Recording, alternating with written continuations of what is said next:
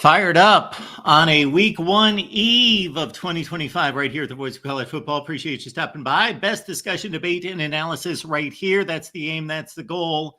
And you can help us get there with your comments and questions right here at the Voice of College Football, of course. And also, we have left the link in the chat to call the show. Keep in mind, we've got three awesome guests lined up for you tonight.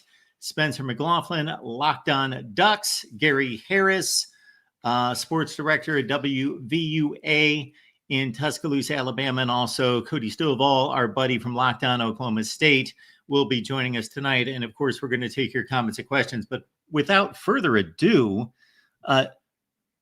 we've got royalty in the chat tonight. Joey Foster showing up. Everybody hit the like button. Share the link with your friends. Joey, one of the foundational members here at the Voice of College Football, one of the stalwarts, the core, the foundation, Mr. Joey Foster. Joey, thank you so much for being here. It's an honor to see your name in the chat. Tukey G leads us off as he does many times. Good to see Tukey G. Keep in mind that we will see you live. Yes, I know that it's nearing 11 o'clock Eastern time here on a Wednesday night. You will see me in just a few hours. 5 a.m. Eastern time. 5 a.m. Eastern time. You will see me right here. Maybe a little bit less energy, maybe some bags under the eyes. I don't know, because it's going to be difficult for me to fly off the high of this show and get to sleep right away. That's not going to happen. Maybe I get to sleep by 2 a.m., 5 a.m. Eastern time. So we've got the potential of the big 24-hour marathon. So here's the deal. Much like the call-in shows from night to night, you keep us going with your support. So if you want a 24-hour marathon out of me, I am here to deliver it. So it is up to you in regards to those contributions to keep us going for a 24-hour marathon. If you want to see me in this chair for 24 consecutive hours, you can make that happen. So $100 per hour. We keep it going throughout the day to lead you into game action on a Thursday night, and I can't wait for that. Now, if we don't get the financial contributions, I'm going to come back throughout the day, so we'll keep it moving throughout the day. I'll be back here at noon, and I'll do pregame, and we'll be here for postgame, and highlighted by Cincinnati and Nebraska on Thursday night. But we've got a number of games, Minnesota Buffalo included, and again, some really good football games on a Thursday night to open up week one. And I had posted a poll because I do believe that the most likely upsets, real upsets, I'm not talking about 3-point upsets, real upsets in week one reside in the Big Ten.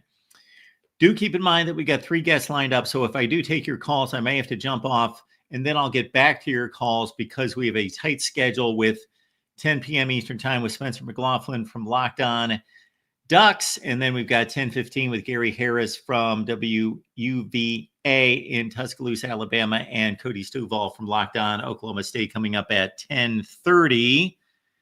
DeAndre's showing up. DeAndre, appreciate you for Voice of College Football. What's going on? What's good, Mark? How you doing today? I am doing well. What's on your mind, sir? Glad to have college football back. You know it. We'll be watching football this time tomorrow, 24 hours away. Yeah, I'll put you on Patreon. Yes, Tony. Okay, I'll make this quick, Mark, because you got to go. Well, I don't have to go now. So okay. Hopefully my guests are showing up, but you know how this goes. Sometimes they do, sometimes they don't. So take your time. 1970, SEC. I saw something very interesting. LSU played 5 games. Alabama played 7. Auburn played 7. And I'm trying to figure out why some of those games were played so unbalanced that day.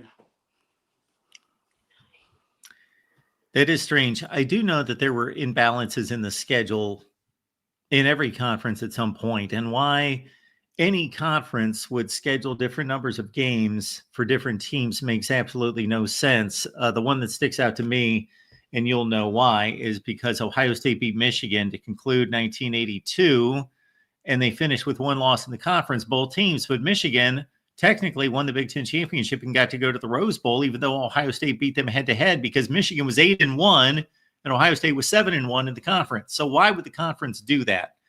But man, 7 games to 5, I don't know.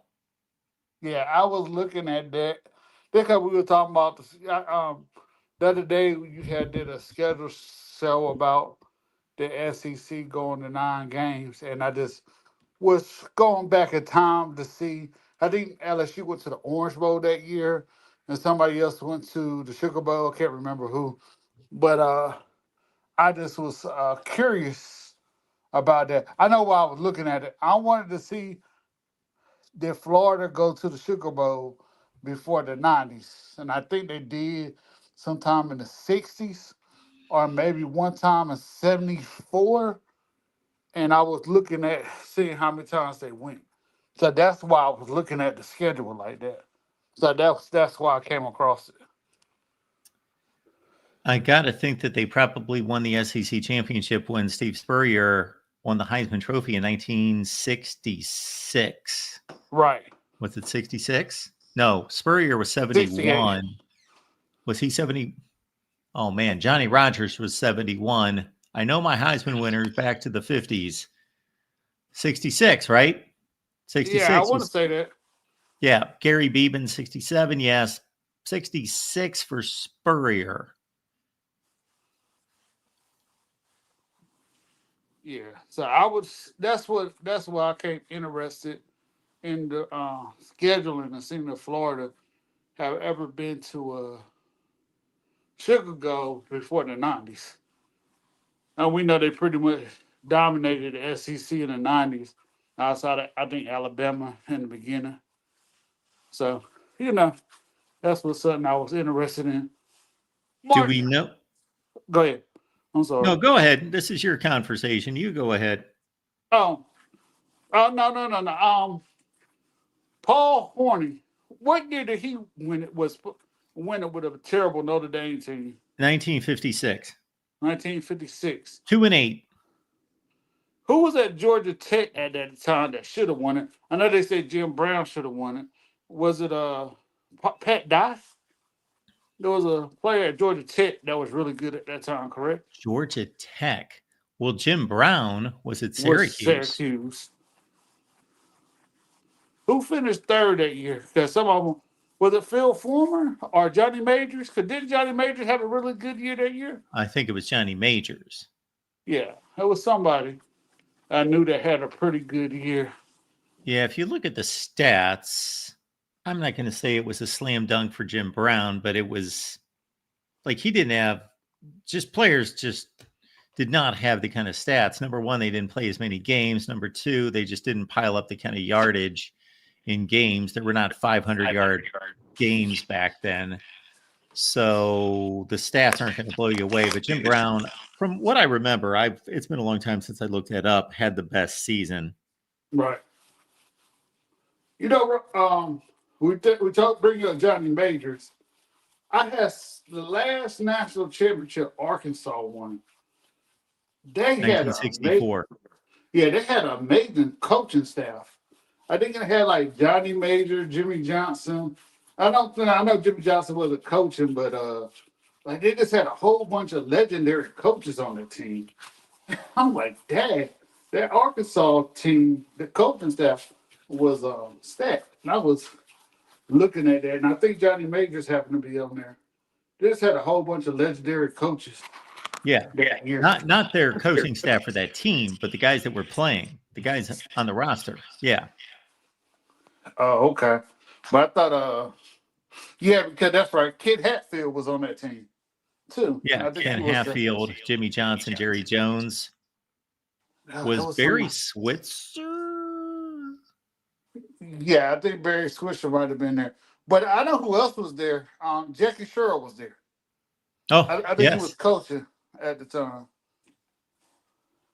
Jackie Sherrill. Yeah, would he have been? That's a great one because, oh my goodness, I'm forgetting some things here about Jackie Sherrill and where he went to college. I can't remember if that was his first coaching job out of college. I thought he went to was thinking Jackie Sherrill went to Alabama. Maybe not. Yeah, I had to look it up again, but I had saw that. I don't know how I got into it because I really didn't care about Arkansas football, and I hate the Dallas Cowboys, so I know I wasn't looking at it for that reason. It might have just popped up, and I just kept listening to something, and it became interesting because they were talking about all the legendary coaches that was on that team, and I had to look it up one day and Okay, you bring were it up throwing to me you. for a loop there, DeAndre, with Jackie Sherrill coaching at Arkansas, because yes, he was a player at Alabama from 1962 to 65. And then Oh, he was a graduate assistant at Bama. He was at Arkansas in 1967. okay, They won the national championship in 64 with Jimmy Johnson and those guys. okay. Well, I don't know who else was up there, but I know they had some good coaches. Cause I was like, when I saw it, I said, I wonder who else was there. Cause they just start naming all these coaches. Was Majors there yet? It would be fun to do a video on different great coaching staffs throughout college football history. Hayden Fry had some great ones where he had Kirk Ferentz, Brett Bielema, Bob Stoops, and others on a coaching staff. I think one of the best documentaries that the NFL Network has ever put together was the 1995 Cleveland Browns. Have you ever seen that? You got to check that out. It's probably on YouTube if you looked it up, the 1995 Cleveland Browns, because at the same time that the the deal was being struck behind the scenes Mm-hmm. to move the Browns to Baltimore that nobody knew about except for a handful of people. They had a coaching staff with Bill Belichick, of course, was the head coach, Nick Saban, Kirk Ferentz, Jim Caldwell. Trying to think who else was on that staff. There were a few others. Yeah, like I think who was it? Penn University had Joe Pod and Vince Lombardi on the team at the same time. It's like, you running some real weird one. So Ken Hatfield, Barry Switzer, Mar Levy, Marvin Johnson. I'm sorry, um, Frank Frank Burles was on that coaching staff. Of course, he was the head coach. You know, and you know what I found real interesting throughout listening, trying to fill out my college football day is that Texas taught Oklahoma and Arkansas the wishbone. I find that kind of crazy. They said that it was on the way to being fired at Oklahoma when he went up there and taught it to him. And one of the assistants who came up with the wishbone said, "You sure about this?" And he went and taught it to him. Uh, the head coach, and he was like, he said, "I can't believe we teaching Oklahoma our offense and gone by." So, Whoa Nelly College Football is answering some of your questions there in the chat. So, Florida won its first SEC championship in 1991. And as he says, and I think he knows what he's talking about here, first official SEC championship, because in 1984, they had the best record in the SEC, but they were on probation, and Mm-hmm. LSU went to the Sugar Bowl that year. So, 91 was the Florida team that beat Notre Dame in the Sugar Bowl. Right. When they read white and green, I remember that game. Notre Dame, Jerome Bettis. Or did Notre Dame beat Florida in the Sugar Bowl? Man, I could tell you the final score of the game. I think it was 39-28, and now I'm getting mixed up in who won the game. Maybe Notre Dame beat Florida in that game. And then, of course, the first SEC championship game was the next year. Okay. Hey, one more quick question for you, Mark. Hey, do you think that I'm hearing a lot of people who say that they think Archie Manning is overrated and that Texas shouldn't be number one? Do you agree with them? Because they said if he couldn't beat Quentin Girls out, And Quentin Girls, I don't know if he made the NFL team or not. Yeah, they said if he couldn't be Quentin Girls out, what you make him think that he's a good quarterback? Well, I would say that I hope that every coach in America is playing the best player at every position, but especially at quarterback, you get into these situations sometimes where they put all this money into Quinn Ewers. They had to basically buy him out of Ohio State with a ridiculous NIL deal. Mm-hmm. Now, I have no idea what Arch Manning's NIL deals are like, but Four we point know seven because of million. his. I'm sorry, what's that? 4.7 million. Okay. I was just going to say, obviously, he can command a ton of money, but at the same time, I don't necessarily know that he needs to. And I got to run, DeAndre. I appreciate you Okay. stopping by, Talk to you sir. later, Mark. Thanks. All right. Let's keep rolling here at the Voice of College Football. Gary Harris stopping by. WUVA. VUA, Mark, VUA. VUA. Mixed up the U and the V. VUA, WVUA. There in Tuscaloosa, Alabama. It Gary, how stands you for doing? Vision of the University of Alabama, if you're wondering. Oh, okay. Yeah, Vision of the University of Alabama, since we're owned by the university, so that's what it stands for. Well, Gary, it's been a while. Hopefully, everything going well for you down in the great state of Alabama.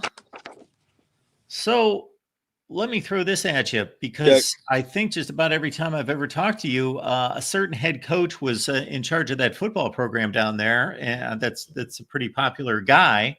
Mm-hmm. Now there's a different guy who's been just about as successful as anyone over the last 3 or 4 seasons, but not necessarily living up to standards, of course, in his first season in Alabama. Have you been able to gauge the difference in the way this program is run, Saban versus DeBoer? Yeah, Coach DeBoer's been here long enough now, and I will say this, Mark. One thing I do appreciate about Coach DeBoer is that he is running it his way, and he's not. He respects Coach Saban. I think they've leaned on him some, certainly in recruiting. He's come in and helped with some recruits, and they acknowledge his greatness, but they're not a slave to, hey, this is the way Nick Saban did it, so it's the way we got to do it. Even last year, in that times was a rough transition, and that's Alabama lost 4 games, which around here they had not lost 4 games, they had lost that many games since 2007, which was Nick Saban's first year. Missed the playoff, missed the SEC championship game. So overall, based on the expectations for last season and based on the talent level, I thought that team was a college football playoff team in terms of talent. So last year was a disappointment. Let's be clear on that. But the one thing that really stands out for Coach DeBoer is he coaches within himself. And I know everybody's saying, well, doesn't every coach? No, you know what I'm talking about, Mark. You've been around. You see coaches sometimes that are trying to coach to the perception that they think the fan base wants them to be. I've seen coaches here do it. I thought Mike DeBose did it when I first got to Tuscaloosa. He was trying to coach to he wasn't himself. Now, he got better at it as he went along, but it's just like the first game, he wore a shirt and tie and almost sweated through it on the field. And the next game, he went to a coaching shirt, but he was trying to live up to what he thought Alabama fans expected of their coach. Coach DeBoer doesn't do that. He's doing it his way. Some differences from Major League right off the bat. Alabama had always practiced in the afternoons. He came in last year, morning practices. Total different way of handling the media. Coach Saban was really structured. You got players on Monday, and that was it.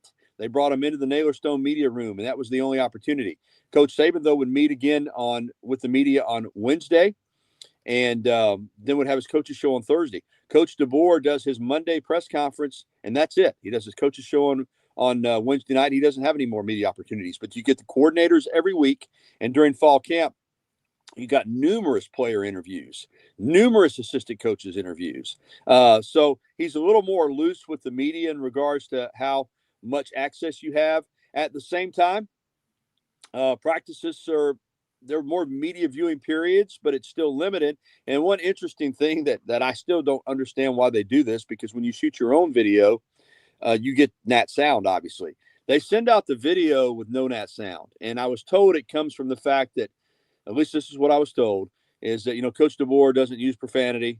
But last year, when they first got here, other coaches do. And there was a writer who wrote a big story on, just because Coach DeBoer didn't use profanity, and he pointed out all the curse words that were being used by other coaches. So I think that had something to do with it. They don't provide nat sound with video, so you have to kind of dub an audio track from a form practice under it, which I don't get that, Mark. But and in terms of his approach, he is much more laid back, and he's intense on the field, but much more approachable, I think, in terms of people feeling comfortable with him. I think when Nick Saban, Mark, there was an aura, when Nick Saban came in, it was like a lot of people, even fans, were like, whoa, should I go up to him? Should I think, Coach DeBoer is much more approachable. So there's a lot of differences. I think in terms of the goals, I think Coach DeBoer is also process oriented. I think he believes everybody wants to win once they get to Saturday, but you win your games in the spring and in the off season and fall camp and in preparation during the week. So there's some differences, but there's also a lot of similarities. And let me say this right off the top, since we haven't talked in a while.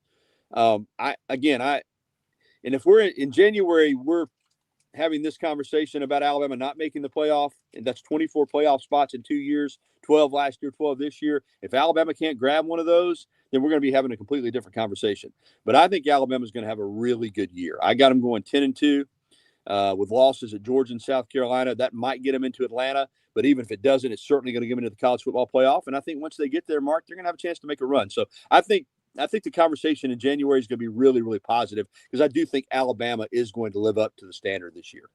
Gary, I even found my brain recalibrating in a microsecond when you said 10-2 is a really good season in Alabama, because we just had a national champion that went 10-2 last year. We all have to recalibrate this. We sure do. This Alabama, Ohio State kind of standard that, well, you go at least 11-1.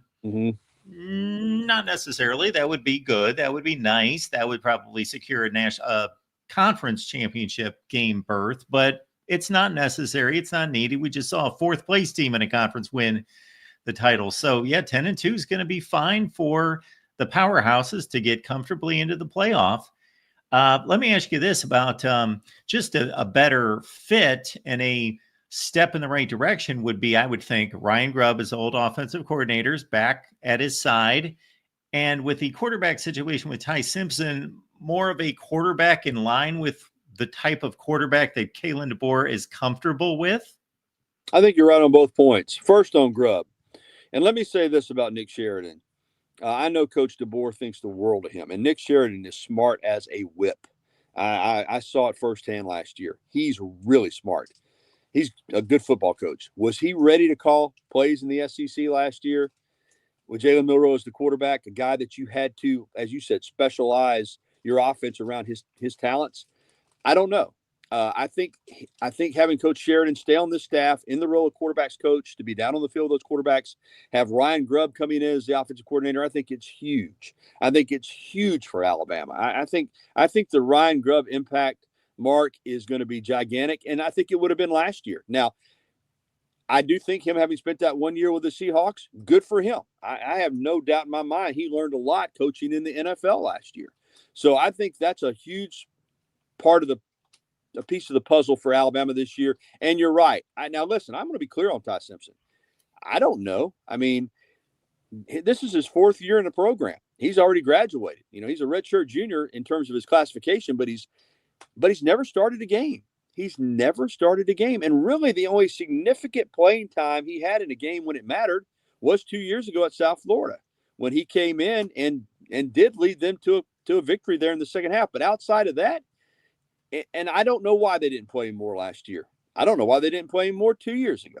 But he played very, very little as a backup, and really no significant snaps other than coming in for a snap or two if Milroe had to go out with a equipment malfunction or a nick, injury just to be looked at for a few plays. So but I believe he will play well. I think even though he hasn't played, he has a lot of experience in the program. This is his second year with DeBoer. And I think he matured in that time. When he got here, he was a 5-star. He was a hot shot prospect. He wanted to play. I think he felt like when Bryce Young left, he was going to be the starter, and he wasn't. And I do think there were some times there where he pouted a little bit, Mark, but he accepted his role last year. I think he got better. I think you and I have talked about this before. Quarterbacks can get better even when they're not playing. you can improve in practice. You can learn from the starter, and I think he did that. So I think he's ready for the moment. And to get to the second part of your analogy, which I agree with, I do think in terms of his skill set, it is more in line with how Alabama under Kalen DeBoer wants to play offense. Now, Jalen Milroe is a special athlete. I think he's going to do big things in the NFL, but you had to use the running game with him. That's a big part of how you hurt teams was have Jalen Milroe run. He has an arm, man. You saw some of the throws he made. He could throw the ball down the field with anybody, but there were times he missed throws underneath. He didn't see a guy, going through his reach. He did make some mistakes that quarterbacks need to be able to prevent themselves from making if they're going to be successful in this offense. I think Ty Simpson will check the ball down, and you can't check it down to the point where defenses just say, well, this guy's not going to try to throw it over the top. You still got to go over the top some. But if you take what they give you, and then when they do come up, then you can hit them over the top, I think it falls in line more with how Alabama wants to play offense. So I think having Grubb here and having a quarterback that fits the system, probably schematically a little bit better than Jalen Milroe, will help this offense. For some reason, Gary, the LSU game comes to mind last year, and a very successful game for Alabama. I think they won 42-13. But in regards to the way, the one thing that stood out more than anything was that basically Jalen Milroe did not have a great passing game. He just basically kept the ball and ran around end and tore him up for almost 200 yards. And I'm thinking the entire game, how is LSU not stopping this? They're just doing the same thing over and over and over. And point number two was, I thought, is this concept stunting the growth of the Alabama running backs, actually their development in the running game? Because it seems like everything was on him to do everything. Yeah, I think that's a fair assessment. I think when you have a running quarterback that's as gifted as Milroe is, and you're right, against LSU, he just gashed them. Oklahoma figured it out because he didn't do it against them the next week. I think there's some legitimacy to that, and I think that's why it's so disappointing that Jam Miller is out for a few games, because I think Jam Miller was a very serviceable back last year, Mark. He was solid, but that was it. Serviceable, solid, consistent. He wasn't the kind of backs they've had around here, but everything that I had been told in the offseason was this guy had taken it to the next level. Physically, he had gotten bigger, he'd gotten stronger, he'd gotten faster. He was working so hard to be a impact player at running back, and now he goes down. So you're shuffling your running backs here for these first few games. But I do think the running game will be leaned on more in the traditional sense that they're going to use the backs. Yeah, absolutely. And let me say something too. You were asking about Coach DeBoer and the transition last year, and you mentioned it, 42-13 LSU. Mark, Alabama won some big games, right? I mean, they beat Georgia. They clocked LSU. They held on to beat a really good South Carolina team. They shut out Missouri. They won the Iron Bowl. They won some big games, but the losses, man. You beat Georgia, and the next week you lose at Vanderbilt. First time in 40 years that Vandy had beaten Alabama. And then you wear out LSU, and you lose to Oklahoma, two teams that clearly didn't have the same talent level that Alabama did. And Tennessee, you could argue, was maybe on par with Alabama talent-wise, but that certainly was a game that could have won. So it's not just about at Alabama who you beat, but that was what made Saban so special. Mark, when they had a huge win, one of those emotional wins, he came back the next week and he beat the opponent the next week. And that's the thing DeBoer has to be able to do. Winning the big games is great, but if you win you beat number one Georgia, then you lose to Vanderbilt the next week, I'm sorry. And that's not to take anything away from Vanderbilt, but it almost like it cancels it out. You're always going to get the best shot when you're Alabama. It's a chance for a lot of these programs to make their season. So you got to be ready to go every week. And I'll be honest with you, I didn't think they were prepared to play against Vanderbilt. I thought they went up there with the whole idea, we're Alabama. This team hadn't beat us in 40 years, and they didn't get themselves ready to play. And I thought a similar set of circumstances at Oklahoma. I thought they were still basking in the glow of beating LSU, and they went into Norman and got it handed to them. And then in the bowl game, playing a Michigan team that had all the opt-outs and was a depleted roster, and they got whipped there. You've got to learn from that. You've got to understand that in this league, every week, if you're not ready to go, you can get beat regardless of the opponent. And I think that the lessons learned from last year will serve them well this year. As I said, I got them going 10-2 and going to the playoff. I'm right there with you. Gary Harris, WVUA sports director there in Tuscaloosa, and one of the stalwarts in covering Alabama football for a long, long time. And we know you need to go, Gary. So last question, back to the Simpson conservation. Did he just flat out win this job, or was it a situation where we pretty much knew throughout the offseason that he was going to win the job, but they just wanted to say, okay, this is still a battle? How much of a battle was it, and how impressive was he? He won it. He flat out won it. I do think they wanted him to win it based on the experience, based on the way the quarterback room stacks up in terms of, where those guys are at eligibility wise behind him, but it was not given to him. And what I mean by that is, had Austin Mack and as talented as Keelan Russell is, he's not ready. And you know how hyperbole is with these talented quarterbacks. There's a lot of people saying, oh, Keelan Russell could win the job. He was not going to win the job. But Austin Mack, I think, could have won the job had he performed well. He did perform well. Let me put it, had Ty Simpson slipped and not done what was asked of him, I don't think they would have hesitated to name Austin Mack the starter. I really don't. Ty Simpson won the job. I think they wanted him to win the job, but he earned it. He's earned his teammates' confidence. He's a captain.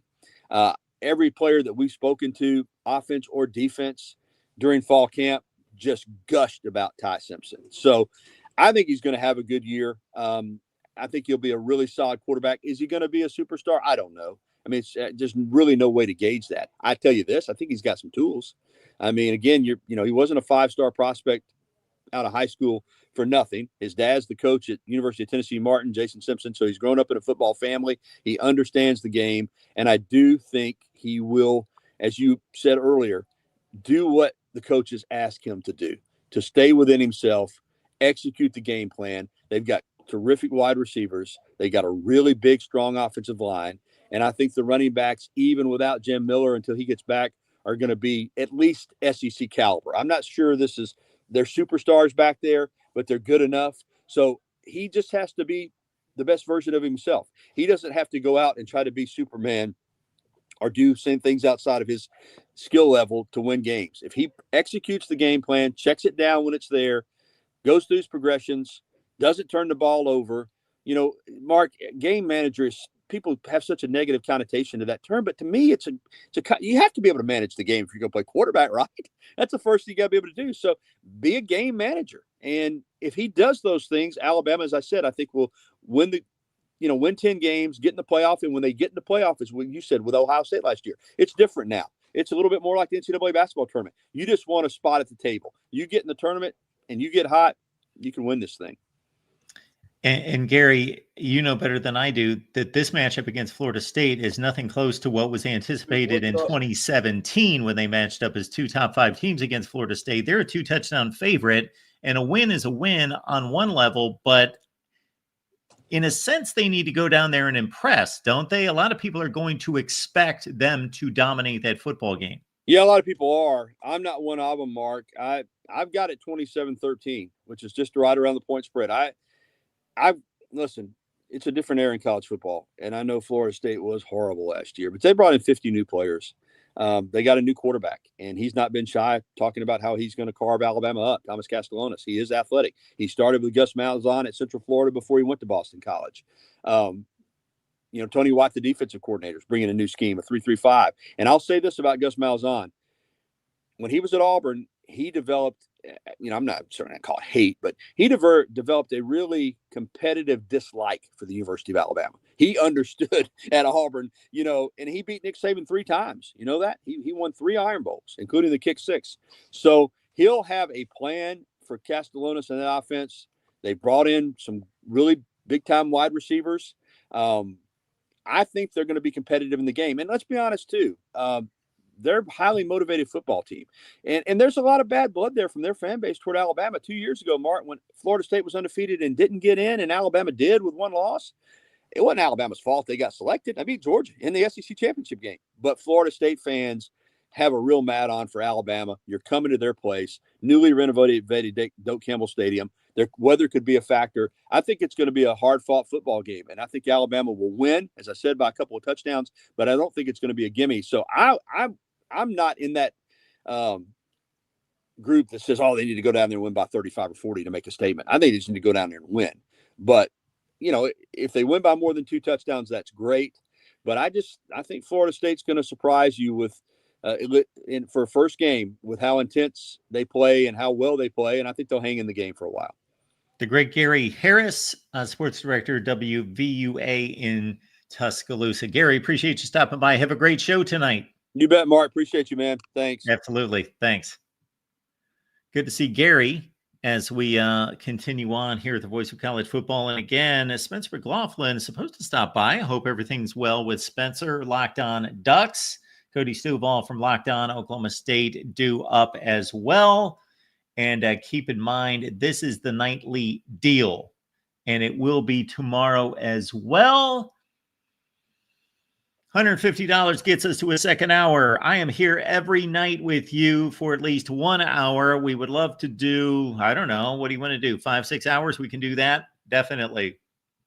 So that is in your hands. I would rather have it not be in your hands, but that is the situation. So get us to a second hour, third hour, fourth hour. And again, I'll stay here all night. I do have an appointment at 5 a.m. Eastern, though. That's to start our would-be 24-hour marathon. Same deal there. We will see at 5 a.m. Eastern time. All right. Let's go to the phone lines. Dr. Buckeyes here. David. Yes. Mark Rogers, how are you, sir? I am doing just fine. And before we let you go Yeah, here please. on whatever topic you want to hit on, I'll remind these people that are watching on X/Twitter. Great to have you. Thanks for joining us. It's great that you could connect there. Maybe you're finding us for the first time, but many of you are there. We want you here on YouTube, so we're going to cut off that Twitter feed in just a minute. So come on over to the chat on YouTube. All right, David, it's all yours. Well, Mark, it's interesting. I had listened to your playoff preview about a week or so ago. I believe it was on Friday, if I'm not mistaken. Yes, sounds correct. And sure enough, now you had done your Big Ten predictions, Mark. Yes. Yeah. You're not real happy, I'm sure. Well, what do you think, Mark? What do you think, Mark? I mean, you didn't even give any background. You didn't give any details, any analysis. I didn't have time. Well, okay, Mark. Do you want to take the floor right now? Because I have some thoughts. Do I want to take the floor? Okay. Do you want to revisit what you predicted? You're upset about my Oregon pick at 9-3. So you want me to explain that? Yeah, that's the thing that riled me up, Mark. Yeah, you got it. That's my Big Ten picks. Yeah. Mm-hmm. How about that championship game pick, Mark? I did not exactly specify who any of these teams were going to lose to. Yes, you did. Yes, you did. Well, I kind of had to in this situation. You are correct. So I have in the past gone game by game. I've done that in the past, and I have also done videos where I have shown, okay, these are the percentage chances, from most difficult game to easiest game. I've done those sorts of things in the past, but simply just went with records, and here you go, and here's who's going to be in the playoffs, and here are your conference championship games. Penn State and Michigan. I'm on record. Really, Mark? Do you want to give some details? Because at the time, you didn't give any necessary details on how you came to that conclusion. I'm just interested to see how you came to that conclusion, Mark. I understand that you have to pacify your largest fan base here at Mark Rogers. I don't have to pacify anyone. And continue to make them happy. I mean, I understand they're keeping the lights on at Casa de Rogers there. Well, so, I get it. I get it. So let's be clear about one thing. Yes. And this is an unfortunate thing, but there's only one person keeping any of the lights on or the power on for any of these channels throughout this network. And it's this guy sitting right here. Yeah. So that's me and me alone. I think it's a close call. And I was almost a bit counterintuitive because I've been harping on this one point for maybe a month, that if Ohio State is truly a top 5 team in the country, and it seems as though nobody's giving them a shot to seriously compete for a national championship, that almost doesn't make sense, because they're going to have to fight through 4 or 5 difficult games.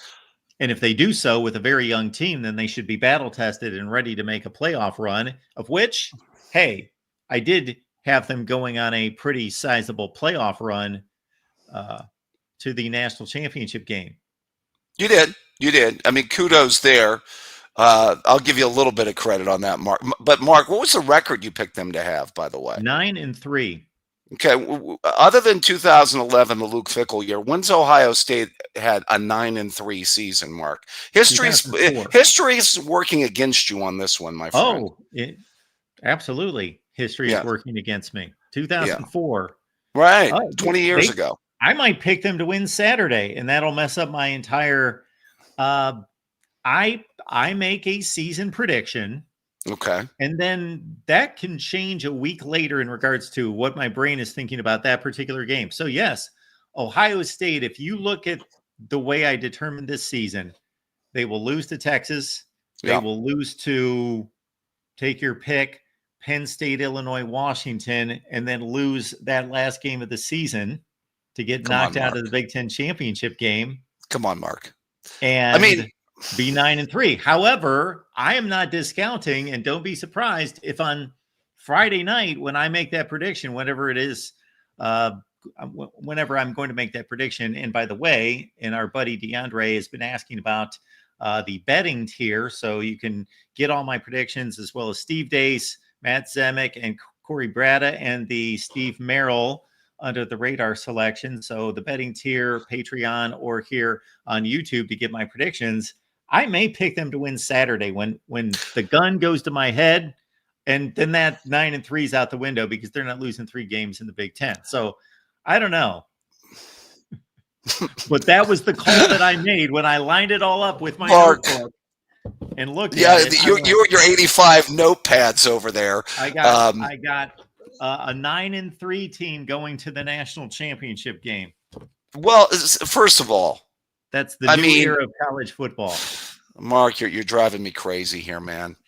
I mean, this man is, by the way, a lifelong Ohio State fan from Northeastern Ohio who shook his fist at a TV when he was 9 years old as he was born into this rivalry. Yes.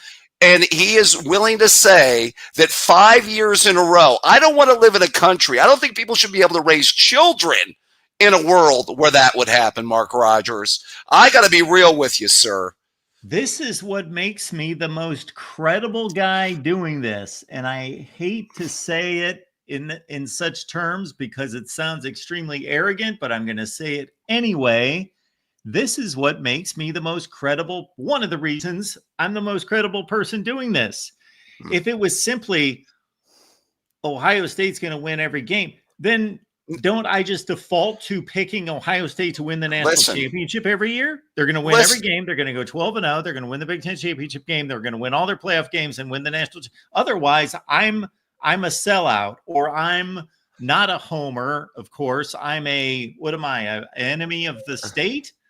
Well, to people in Columbus, Ohio right now, you might be, Mark. I'll tell you that much. After making that prediction. What would have happened had I picked Ohio State to lose the last 4 years against Michigan? I would have been right. And I did pick them to lose one of those games for sure. Before the start of the season or going into the game? No, not before the start of the season. Before the game. Okay. I did not pick them to lose any of those games before the season. I do think I picked them to lose either in 21 23? or 22. Okay. I thought it was 23. It might have been in 23. Yeah. I mean, that would have been the more plausible of the recent ones, I would say. They were on the road. Right. They're on the road this coming November. Well, listen. You know what? As Steve Hellwagon, by the way, caught the Buckeye show today. Really good show, by the way. Steve Hellwagon always quotes his buddy Dan Rubin from Bucknuts, who says, fan is short for fanatic. It is not short for a rational thinker. Okay. And I get that, Mark. Believe you me, I get it. You know, but what I must say is this, and I certainly don't think Ohio State's going to win every game 51-0 and win the national championship. I am a realistic fan. Okay. But if they do one thing this year, if they win one game this year, it is that game. You know, I you understand told me after the title game, after we won the national championship, Ohio State 2024 national champions, by the way, thank you very much. You said to me that the game has been diminished. Okay. Absolutely. In my mind, no. Hang on. And no. Let me clarify that. Okay, please do. In my mind, it is not. I want to be on record for saying that. I said it's been diminished in two ways. Okay. The two ways would be, I can only speak for me personally. Mm-hmm. Every person holds so we can talk the objective system of college football and whether games have been diminished, bowl games, all those things. We can have an objective viewpoint. Objectively, it's been diminished because it will never be 2023 again when Ohio State's sitting 11-0 in Ann Arbor, but they still have to win that game to get to the college football playoff. That's gone. Right. So the game has objectively been diminished, just like every game in college football. Sure. Every single game has been diminished by the playoff expansion. So objectively, it's been diminished. And I have to say, after what I experienced last year, and I had to experience it, I couldn't have predicted it or said, this is how I'm going to feel. But I hated losing to Michigan, but not nearly as much as I have in the past, especially once that playoff started. Sure. I'm not going to say I didn't care. Of course, that is the most important game of the season. That is the biggest rivalry in sports. All of those things still check the box. But I cared, but I cared more about that playoff and the national championship by far than I would have ever imagined. Listen, Mark, they're not going to write books about it. They're not going to make HBO specials about it. They're not going to give out gold pants to Ohio State players who win the game. They're not going to take down all the things that they have at the Woody Hayes facility if this game doesn't matter a whole lot to a whole lot of people, Mark. That's what I've got to say. You know what I mean? Well, they did all that yesteryear. All those documentaries and everything are based on the past. Well, you can't build that up in people's mind for 35, 40 years and say, you know what, go ahead and divorce yourself from it now. I'm not telling anyone to do anything. You know what I mean? No, David, okay. You're missing the complete point. I am not telling anyone how to feel about this rivalry. Okay. That's not my place. Right. I am not God, and I am not, you feel whatever you want. You can feel that the Purdue Indiana game's the biggest, and if that's what you personally feel, and for Indiana and Purdue fans, that's probably how they feel. I'm not telling individual fans how to feel or whether to say this game has maintained its significance or lost it. That is up for you to decide. Okay. I am saying objectively it has been diminished. That can't be argued. Well, I get what you're saying, Mark. I experienced it. I would still rather look at the record book. Obviously, I shouldn't even have to state that, and see a W next to Michigan more than any other regular season game. But after going through what we went through in December and January, that playoff run is worth more to me than beating Michigan. If they would have beaten Michigan and lost the first playoff game. Well, yeah, if he'd have done that, we might be looking at a new coach today if that would have happened. You know, I mean, you could make a case. You want to be the guy that loses back-to-back home games and loses 4 in a row with a roster that was come back to win the national title. You lose to your rivalry, and then you lose in the first round at home. That would have been pretty. They would have basically been Oregon. If they would have beaten Michigan, they would have been in the Big Ten championship game. Let's say they beat Oregon, and then they got a bye. Then they're going to the Rose Bowl, and they're getting shellacked. Oh, okay. My bad. I misunderstood. I thought you meant if they lost to Tennessee in the first round. You know what I mean? If they'd have gone back-to-back losses is what I'm saying, that would have been bad. No, I'm saying reverse it. They beat Scum, Michigan. And then they go to okay. Now I've got it. Okay, sorry. Yeah, he still has a job, but Ohio State fans are not happy. Sure. Well, I've said that a 12-team playoff era basically did help save his job. If we weren't living in a 12-team playoff era, Oh, Mark, sure. where would we be today? If yesterday year was a BCS era, you could make the case he could have been in a lot of trouble. Now, to be fair, what if John Cooper would have had the benefit of a playoff era? What if other coaches would have had the benefit of a playoff era?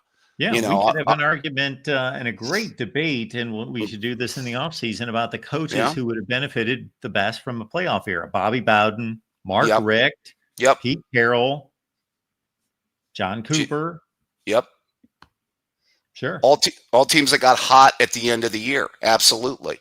I will say this. I just want to be realistic about the season. I'm still kind of working out some playoff picks, by the way. I still have some time. I know we had college football last Saturday, but, you know, I don't know. Kansas State and Iowa State wasn't the most exciting game in the world. It was decent, but it was Decent game. yeah. The rest of that docket last week was wow. Was not the best, by the way. It's week 0. No, I know. We had a walk-off field goal in Hawaii. You're gonna sell me on that one, Mark. You're gonna sell me on UNLV, Mark. Is that what you're gonna try and do? 30-point favorite almost got upset. I did what? I watched most of the Kansas State Iowa State game. By the way, I really thought Kansas State was going to win this. I was tempted to pick Kansas State to win the Big 12. Actually, I did pick Kansas State to win the Big 12. yeah. But I was up against it either way because I am picking that as the Big 12 championship game. So I knew one of them was going to lose anyway, but I still have the two making it a rematch. By the way, is Matt Campbell still a hot hire out there? By the way, is he still on everybody's list as the next great coach to be hired? Because everybody always said that for like longest. Did you hear what Matt Campbell said this week? I did not catch a Matt Campbell press conference or interview. Matt Campbell this week said that his team is faced with the toughest schedule in the country. Really? That Big 12 gauntlet? Yes. Why he made such a stupid statement, I have no idea. Yeah. I mean, some coaches have to defend their program, have to defend their conference, have to defend their schedule any way they can. I found it refreshing that Cignetti said last year one of the reasons he took the Indiana job is he saw the schedule and saw how doable it was, which I always thought was revealing. But I did want to say with Ohio State, and I'm going to get back with you on my picks, but this season, I am realistic, though. I think I had said that if this is a 10-2 kind of team, and even if they lose Saturday, and I think Saturday is very much a 50-50 game. I think that game could go either way. It sounds like you're 50-50 on it, by the way, Mark. I am about 50-50 on it. I think that what has to be said is both teams lost a lot of people. I mean, Texas lost their O-line. Ohio State lost their D-line. Texas lost their best receiver. Ohio State did lose their 2 starting running backs. And then, Texas also lost key secondary people. I believe they did lose the Thorpe Award winner from last year, if I'm not mistaken. Right, Mark? They did. Now, I think the biggest key in this football game is going to be where does Ohio State's pass rush come from against Arch Manning? I tend to agree with that. I'll give you a flip side of the ball. I think if Ohio State rushes for over 120 yards, they win. I know that's rather simplistic, but I think they've got to give Sain some kind of a running game. And I will say this. I feel much better about the Ohio State offensive line this year than I did a year ago. I think the interior could be very, very good. They've got most of their interior guys back. Well, they did lose McLaughlin, but their guards are pretty much back. So they could be solid inside. And I think their offensive line's a little bit better than it was a year ago. I think it's just the nature of college football in general, but college football for the most concern on average across the nation to be a team's offensive line going into the season. That seems to be the majority of teams are concerned. It is difficult to field an offensive line that you're just rock solid, feel good about. Well, I asked that question on a Buckeye show. I said, when was the last time Ohio State had the best offensive line in the Big Ten? And the consensus was probably 2019. I didn't count the COVID year. I probably said 2019, which I think would have been rather obvious. Yeah. I mean, and they had a great interior, by the way, that year. Jonah Jackson, Wyatt Davis, and Josh Myers were really good inside. Sure. It's a big reason Dobbins ran for over 2,000 yards. And I think that's the key to this team. If this offensive line is good, helps out saying, I think that's their path to victory also. I've got the 20-17 keeps coming to mind, by the way, on Saturday. Okay. That score keeps floating in my mind. Well, take the under. Yeah, I was thinking about that. Noon was talking about that today on the show. Is that the under is the safe bet on that one? I mean, I think so. I mean, I will say this: I expect this to be an Ohio State team that gets better over the course of the year. That's why I'm optimistic about late November. By the way, that was my original point. Mm-hmm. Is that it's a young team that could make a playoff run after a substandard regular season. Okay, how about a playoff run after a big win in late November, Mark? Why can't we get 1 + 1 to equal 2 here? You know what I mean? I hope so. I hope you're right. I mean, nothing better. A 10-2, and by the way, the one that could be a little tricky. I'm with you, Mark. I'm wondering if we're overrating Illinois a little bit, and I think the at Washington one is the little bit of the tricky one for them. Mm-hmm. Washington's going to be a good team this year. I do believe that. What was your record pick on them, by the way? I think I've got them at 9-3. You picked them 9-3? I do believe so. Wow. I'll have to double check. Maybe that's a lot more doable of a schedule than I thought it was. Yeah, I don't know. I see you don't like Nebraska that much. That's the program you're down. Yeah, I think Nebraska's 8-4. Oh, I picked them 8-4 as well. Oh, okay. I thought you had them closer to 7-5. I think I picked them 8-4. I may just go ahead and pick them to lose their first game of the season. I think they could upset Scum. That's a game that I mean that could be an upset right there. They could. I don't see it, but they could. I like Rule, and I think if Raiola shows some growth, they could make a little bit of a move. Listen, I envision this season for Ohio State, if they can go 10-2, semis, I would be in as long as they win the most important game. That would be like a good season. I kind of labeled it like a Tressel 2009, Urban Meyer 2017 kind of season. 2-loss regular seasons where they won major bowl games at the end. They basically finished as like top 4, top 5 teams those years. That's the type of season.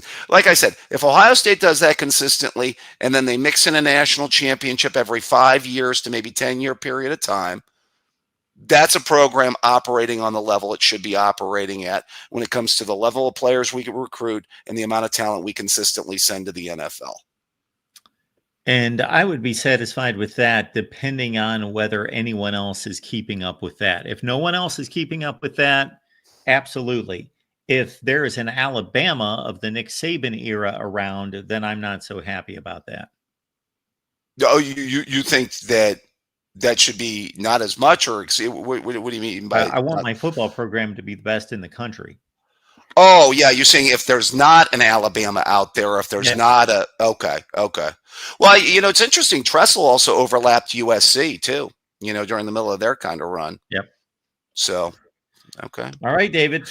All right, good stuff. You're going to be at 10 o'clock tomorrow and Friday as well? I am going to be here for post game. Oh, okay. All right. Good stuff, Mark. I'll have to get back together on some playoff picks, my friend. Sounds good, David. Take care, my friend. Good night. Have a good one. All right. And let's see. We are 10:59. Looks like we got about 30 seconds because you folks don't want to see me past 11 p.m. So, Caden, what's going on tonight? Yeah, good evening, Mark. How are you? I am doing just fine. Yeah, I just wanted to say personally, you're a little insult to me and my people, as you quoted. Yeah, I didn't take that very lightly. What? To be fair, repeat this to me again. You said, quote, you didn't like my comments and takes last night, and you quoted my people and me specifically last night are a little crazy about our comments regarding OSU football. Well, unfortunately, Mark, that's just I kind of took that comment personally, and I would like a personal apology for that. Well, first of all, I got to say that it was not clear to me what you just stated to me. So I don't even know what I'm apologizing for. Therefore, I'm not issuing any kind of apology to you or anyone else for something that I'm not even aware of. Okay. I see how it is. But you know what? I'm not going to apologize for the SEC about the SEC because that is a conference that I've said multiple times on numerous occasions. Georgia owns that conference. They're going to own it this year. They're going to win the SEC title, and they're going to make it to the playoffs. They'll either go 12-0 or 11-1, and I'm that confident. And you know what? Georgia's defense this year has been giving me that like Baltimore Ravens, Ray Lewis type team energy. You know, right. They're ready to come into a game without any mercy and just absolutely come in there and just dog walk you. And I like him. You know, I give him credit. Well, Caden, we appreciate you stopping by. We got to move it along here. Thanks well, for I'll being let here. you get on Come and back move it, anytime, Mark. sir. And I'll see you on the highway to hell, buddy. All right. One of our most pleasant callers right there. Now we've got Spencer Mclofflin stopping by. And I got to say, Spencer, we messed up our time zones here. Apparently, No, just me. Just, okay. just I was ready me. to shut down here, but good to see you. I've been doing too many things today, and just I even have here's the sad part. I have a reminder on my phone. Go on Mark's show, and if I don't actually look at my phone, then I forget. But I am here now. But I've only done it a couple dozen times myself. To other people, so we've all done it. Yeah, my bad. I have to admit that you folks on the West Coast and throughout the other time zones largely had to grow up watching television where everything's thrown in your face, Eastern time, and I didn't have to experience that until the whole. I'm in Oregon for a few months out of the year, and then I'm in Utah most of the year, which is where I am now. I get crossed up more than you'd think. Well, again, no worries. We appreciate you being here. And let's tee up the Oregon football season with Dante Moore at quarterback. And, of course, a date with Montana State coming up as a 27.5-point favorite. The over-under sitting at 56.5. Let me start out the conversation with this, Spencer. Wait, 26.5? 27.5. 7.5? It was 29.5. Okay. That's Public likes Montana State. That's interesting. That's what I just grabbed. I'm not saying you're wrong. That's just CBS Sports. That's where I got that. And again, 56.5. So let's start here because there's just so much different personnel on this team than there was last season. Do you have any different thoughts or expectations of this team, or do you evaluate this team any differently today than you did when they hit August camp on the first day of the month? Not any different than August. I've been pretty consistent this offseason saying Oregon should be a playoff team. They recruit well enough and have retained that talent sufficiently to the point where, Oregon fans should expect them to make the playoff every year in the 12-team era. They have the resources. They have the coach who is one of the, 6th highest paid in all of college football. He's off a Big Ten championship year. Like that trajectory shouldn't do anything but continue to go up or at least level off, and leveling off would be, better than 99% of programs in all of college football. So, I think that that's a fair expectation for this team specifically. I'm hesitant to say they're going to be as good as last year. I don't think they're as good as last year. I think their schedule works out favorably. Interestingly, we were talking about line changes. Their win total shifted on FanDuel, where the line is also down to 27.5. It was 29.5 previously, but I saw that Oregon's win total shifted down to 9.5 from 10.5. What that tells me is there are either a couple people with a lot of money or many people with a little money that think Oregon, goes 10-2 this year or 9-3 rather than 11-1 or 10-2. I don't actually think that's ridiculous. They're only bringing back a handful of starters. They're working in a new quarterback. The one thing they do have going for them that a lot of high-level programs don't, Mark, coaching staff continuity. They're going into their third straight year with the same offensive and defensive coordinators. The number of Power 4 programs that can say that, I don't have the number off the top of my head. I bet you it's less than 5 for 3 straight years. I mean, you can't say that about the two teams I think make the national title game, Penn State and Clemson. They've got new coordinators. Now, that's an upgrade for Penn State and maybe for Clemson as well. I think Tom Allen's good. I think Jim Knowles is better. But, they can't say they've had the same coordinators 3 years in a row. And that's where I do buy into, okay, this Oregon team should still, win 10 or more games this year. Because if you don't, well, what's the point of recruiting at a top 5-10 level year in and year out? What's the point of investing in your program the way that Oregon does, if not to go out and be a perennial playoff team? And you're not going to make it every year. Nobody does. But in the 12-16 team format, I think that that's a very reasonable expectation for this year. I think there's one caveat there. If you have a massive amount of injuries, then okay, that's tough. But I mean, they're replacing a lot. There's a lot of young, exciting talent on both sides of the ball, and I don't think they're as good as last year because I don't think that's a reasonable expectation for Dante Moore. I don't think that's a reasonable expectation for the rest of the team because last year's was so experienced. But I do think that they should still expect to make the playoff with the schedule that they have.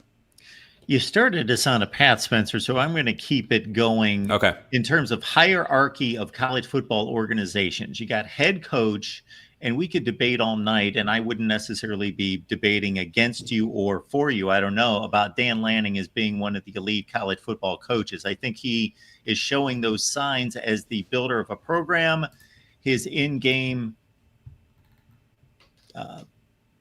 approach has obviously taken a hit because of the Rose Bowl performance last year. And then, of course, the games against Washington the previous season. Then we drop it down to coordinators. And you mentioned the continuity there. Then we go to quarterback. And Dante Moore, even though he is a somewhat of a first-time starter, obviously he had his shot at UCLA. He's never started game season. 1 before. Yeah, he's never started game 1. But if you look at I believe it's 6 of the top 8 teams in the initial coaches and AP poll are starting first-time quarterbacks who are not experienced. So Oregon is not alone in that place. And so they seem to stack up. And then we go to schedule, and that's favorable. So maybe they are poised to make a playoff run. Yeah, I mean, if they get in there, it'll depend on matchups, and what the strength of this team actually ends up being, or strengths, I should say, which is the longest one-syllable word in the English language, if you didn't know, strengths. But, what versus what we think they're going to be, I think the defensive line is great. I actually think the receiving core is going to be really, really good. I'm excited to watch them. I know they don't have Evan Stewart, and that is a bummer and a half, but they have Decorian Moore, and yeah, he's a true freshman, but they've got some veterans in there that can kind of help guide him through the adjustment going from high school to college. But, for the schedule this year, like no Ohio State, I mean, this would be a good year, I think, to play Michigan like it was last year, because I think Michigan's, a bowl team, but I think they're closer to 7-8 wins than 9 or 10. So, I don't think they're incredible, but certainly I think Michigan will be a little tougher this year than they were last year because their passing game might be competent. I don't know. They're starting a true freshman as well. But that's the other reason that I don't, sound the alarm bell on this season's going to be terrible. Oregon's not going to make the playoff. They couldn't possibly make a run, they couldn't possibly make a run in the playoff if they get there. because everybody else does have a lot of the same questions. To your point, is the amount of coaching turnover is a constant in college football, but it's the quarterbacks. We don't know how good Arch Manning's going to play this season, how well he's going to play this season. We don't know how good Julian Sayin is. We don't know how good CJ Carr is at Notre Dame. You can go up and down the list. The returning veteran quarterbacks for elite, potentially elite teams. You can say Garrett Nussmeier at LSU, Drew Aller at Penn State, Cade Klubnik at Clemson, who's probably the best. Am I missing anybody? That's the elite list. Yeah, the elite team. I don't want to hear DJ Lagway at Florida, because Florida's not going to be in the playoff this year. So I just the number of top tier teams that are going to wind up in the playoff, like even if you look at what some people view as a playoff dark horse in Oklahoma. I've never seen John Mateer play against the SEC. I saw him against the Mountain West last year, and he was really good.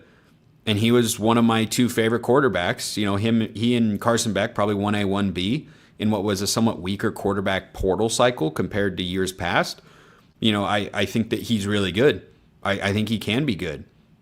I can't say that with 100% certainty. Like, going from the Mountain West to the SEC, that's a big jump. There might be an adjustment in there, and he's capable of making it, but that doesn't mean there won't be a couple of rough patches along the way where you will look at a couple of plays and you go, that play worked for him last year, but it doesn't work anymore.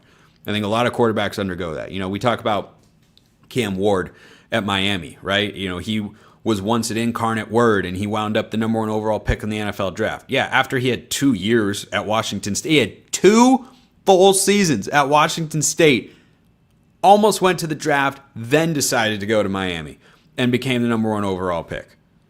And when Cam Ward went to Washington State, you bet your rear end there was an adjustment phase where he had a couple of those moments where you're like, that works when you're playing Southland competition. Welcome to the Pac-12, buddy. And then he figured that out and became really good. And he went to Miami and crushed it. So I think that for Oregon having Dante Moore there, in other years it might be more of a disadvantage, but he's in a very quarterback-friendly system. 3 years in a row, it's had a quarterback over 70% completion, or at least 68%. I'd have to check Frank Harris's stats from 2022 when Will Stein was at UTSA. So he's got weapons around him. He should, emphasis on should, have a good offensive line. But that's what I'm excited to see this year is, the should, the I think, the I hope, I wish, I want. We get to finally see those results crystallized. I can't recall how much I watched Dante Moore a couple years ago at UCLA, but I certainly saw those highlights of pick six after pick six, and that's kind of what he became jokingly known for, even though there were probably less than any of us determined. I mean, it was 3 straight games with a pick six. There you go. Utah. Hold on. I got this. In order, it was Utah, Washington State, Oregon State. He threw a pick six in all of those games in a row. Yeah. And look, I have, tried to pump the brakes on some Oregon fans' optimism about Dante Moore this year. Tez Johnson on his way to the NFL after the Rose Bowl said he's going to be a Heisman finalist next year. Like, I know he's going to say that. Like, I love Tez, but that means nothing to me whatsoever. But let me throw this one at you, Mark. Can you think of a former 5-star quarterback that didn't live up to expectations at his previous stop, that threw too many interceptions, and that's all he became known for, that has transferred to Oregon recently? You got one off the top of your head? Yeah, he's got a 2-letter first name. Yeah, and a 3-letter last name, and he was the number 12 pick in the NFL draft and just led the Broncos to the playoffs. He did pretty well. This is the same system, And by the way, Bo Nix year 2, much better than Bo Nix in year 1, and that was Kenny Dillingham in year 1, not Will Stein, but he was still pretty good year 1. He's surrounded by talent. Oregon is going to be favored in 11 of the 12 games they play this year. That doesn't mean they're going to win 11 of 12. I think they probably wind up winning 10. I'm not quite sure yet where the second loss comes. One of them's Penn State. I think they lose that game. You look at Iowa, Washington in a rivalry game, Indiana or USC could clip you at home. I think those are the ones that I look at and go, yeah, I can see them losing. You don't play a clean game, that can happen. But, at Iowa, USC, at Washington, all this young talent that hasn't had a lot of time to get on the field for the Ducks will have had 2/3 of the season under their belt. And I think that's when Oregon will be playing its best football. So when we get to watch Dante Moore play football, and again, I know that I watched him play at least a few series. It wasn't just highlights, but regardless, are we seeing a pocket passer who has the ability to burn the defense if needed? Yes. He's a throw first, but he's an athlete. Yes, correct. That's correct. He told reporters this year in fall camp after a practice sometime that he topped out at 21.5 miles an hour, which is crazy. Then on an episode of Under Construction, Oregon's docu-series of fall camp, it showed him, pulling it on a read option and running away from the defense, and you went, whoa. I knew the guy could move. He was always good. I didn't know he had that. I don't think that's going to be a feature of his game, Mark. I don't think that's the way he's wired. It's not what Will Stein's offense really commands. Bo Nix ran a pretty good amount in 2022. He got dinged up. That cost him the Washington game that season. I wonder if that doesn't stick in Dan Lanning's mind a bit, because Bo Nix didn't run as much last year. Dylan Gabriel didn't run a ton last year, not compared to how much Gabriel ran at Oklahoma or UCF. He didn't run as much because instead of, the quarterback run being your secondary option on a run play, they usually add RPO tags. So I think that Dante Moore's skill set fits very well into that because he has such a quick release. He's a special arm talent, and he can throw from a number of different arm angles as well. So you think about, getting the ball out on the perimeter really quickly, he's going to be able to do that. And he can make every throw on the field. And yeah, he can also throw on the run. You can move the pocket. You can, give him long play action shots. Like, there's nothing he can't do at the quarterback position. It's got to come together up here. You go watch him and what he did at UCLA. It was way too fast for him, and he made a lot of freshman mistakes. That's kind of what freshmen do. Well, now he's a redshirt sophomore. He sat for a year. He took the mature route of, I'm going to get developed. I'm going to sit. Now I'm going to come in and be the guy. Well, the only thing he has to fix, Mark, is how to read a defense and make the correct throws. That's it. That's all he's missing. It's just one thing. It's a pretty big thing. It's like saying, hey, this golfer, me, can hit the ball really, really well and really far. But man, the dude can't putt. If he can just putt consistently, oh man, he'd be real good. If I could putt consistently, I'd be insane at golf, Mark. Absolutely insane. Guess what? I can't. Why? Because it's hard. It's hard. It's one thing. It's not 5 things. He doesn't need to get stronger, get a little bit quicker, get his arms straight. No, he doesn't need to do any of that sort of stuff. He's just got to figure it out between the ears. If he does, sky's the limit. How many baseball players have we heard that excelled at lower levels? If they could only hit the curveball. Yeah, that's another great way of looking at it. It's like, well, he's just got to figure, if he just learns how to hit the off speed. Yeah, okay. That's a lot easier said than done. There's this old Daniel Tosh joke, and the punchline is basically, I'd love to know how many homers Babe Ruth would have hit had CeCe been throwing 92-mile-an-hour sliders. You understand the concept of a 92-mile-per-hour slider? The now suspended Emmanuel Clase throws a cutter at 100. You think anybody in the 40s had a 100-mile-an-hour cutter? I don't think so. They were traveling on trains, though. They had disadvantages. They also had day jobs as mortgage brokers. Exactly. I love to tell this story when talking. It has nothing to do with what we're talking about. Well, when people bring up players from years gone by, I'm watching a documentary on ESPN or wherever, maybe the NFL Network, 1958 NFL championship game. It's one of the historic games because of television, and it went to overtime, and they didn't even know what to do for overtime, actually. Colts and Giants. And they're asking these guys, you win this historic game, everybody's watching across the nation. What did you do to celebrate? And these guys are like, we had to get up and go to the factory the next day. We didn't celebrate.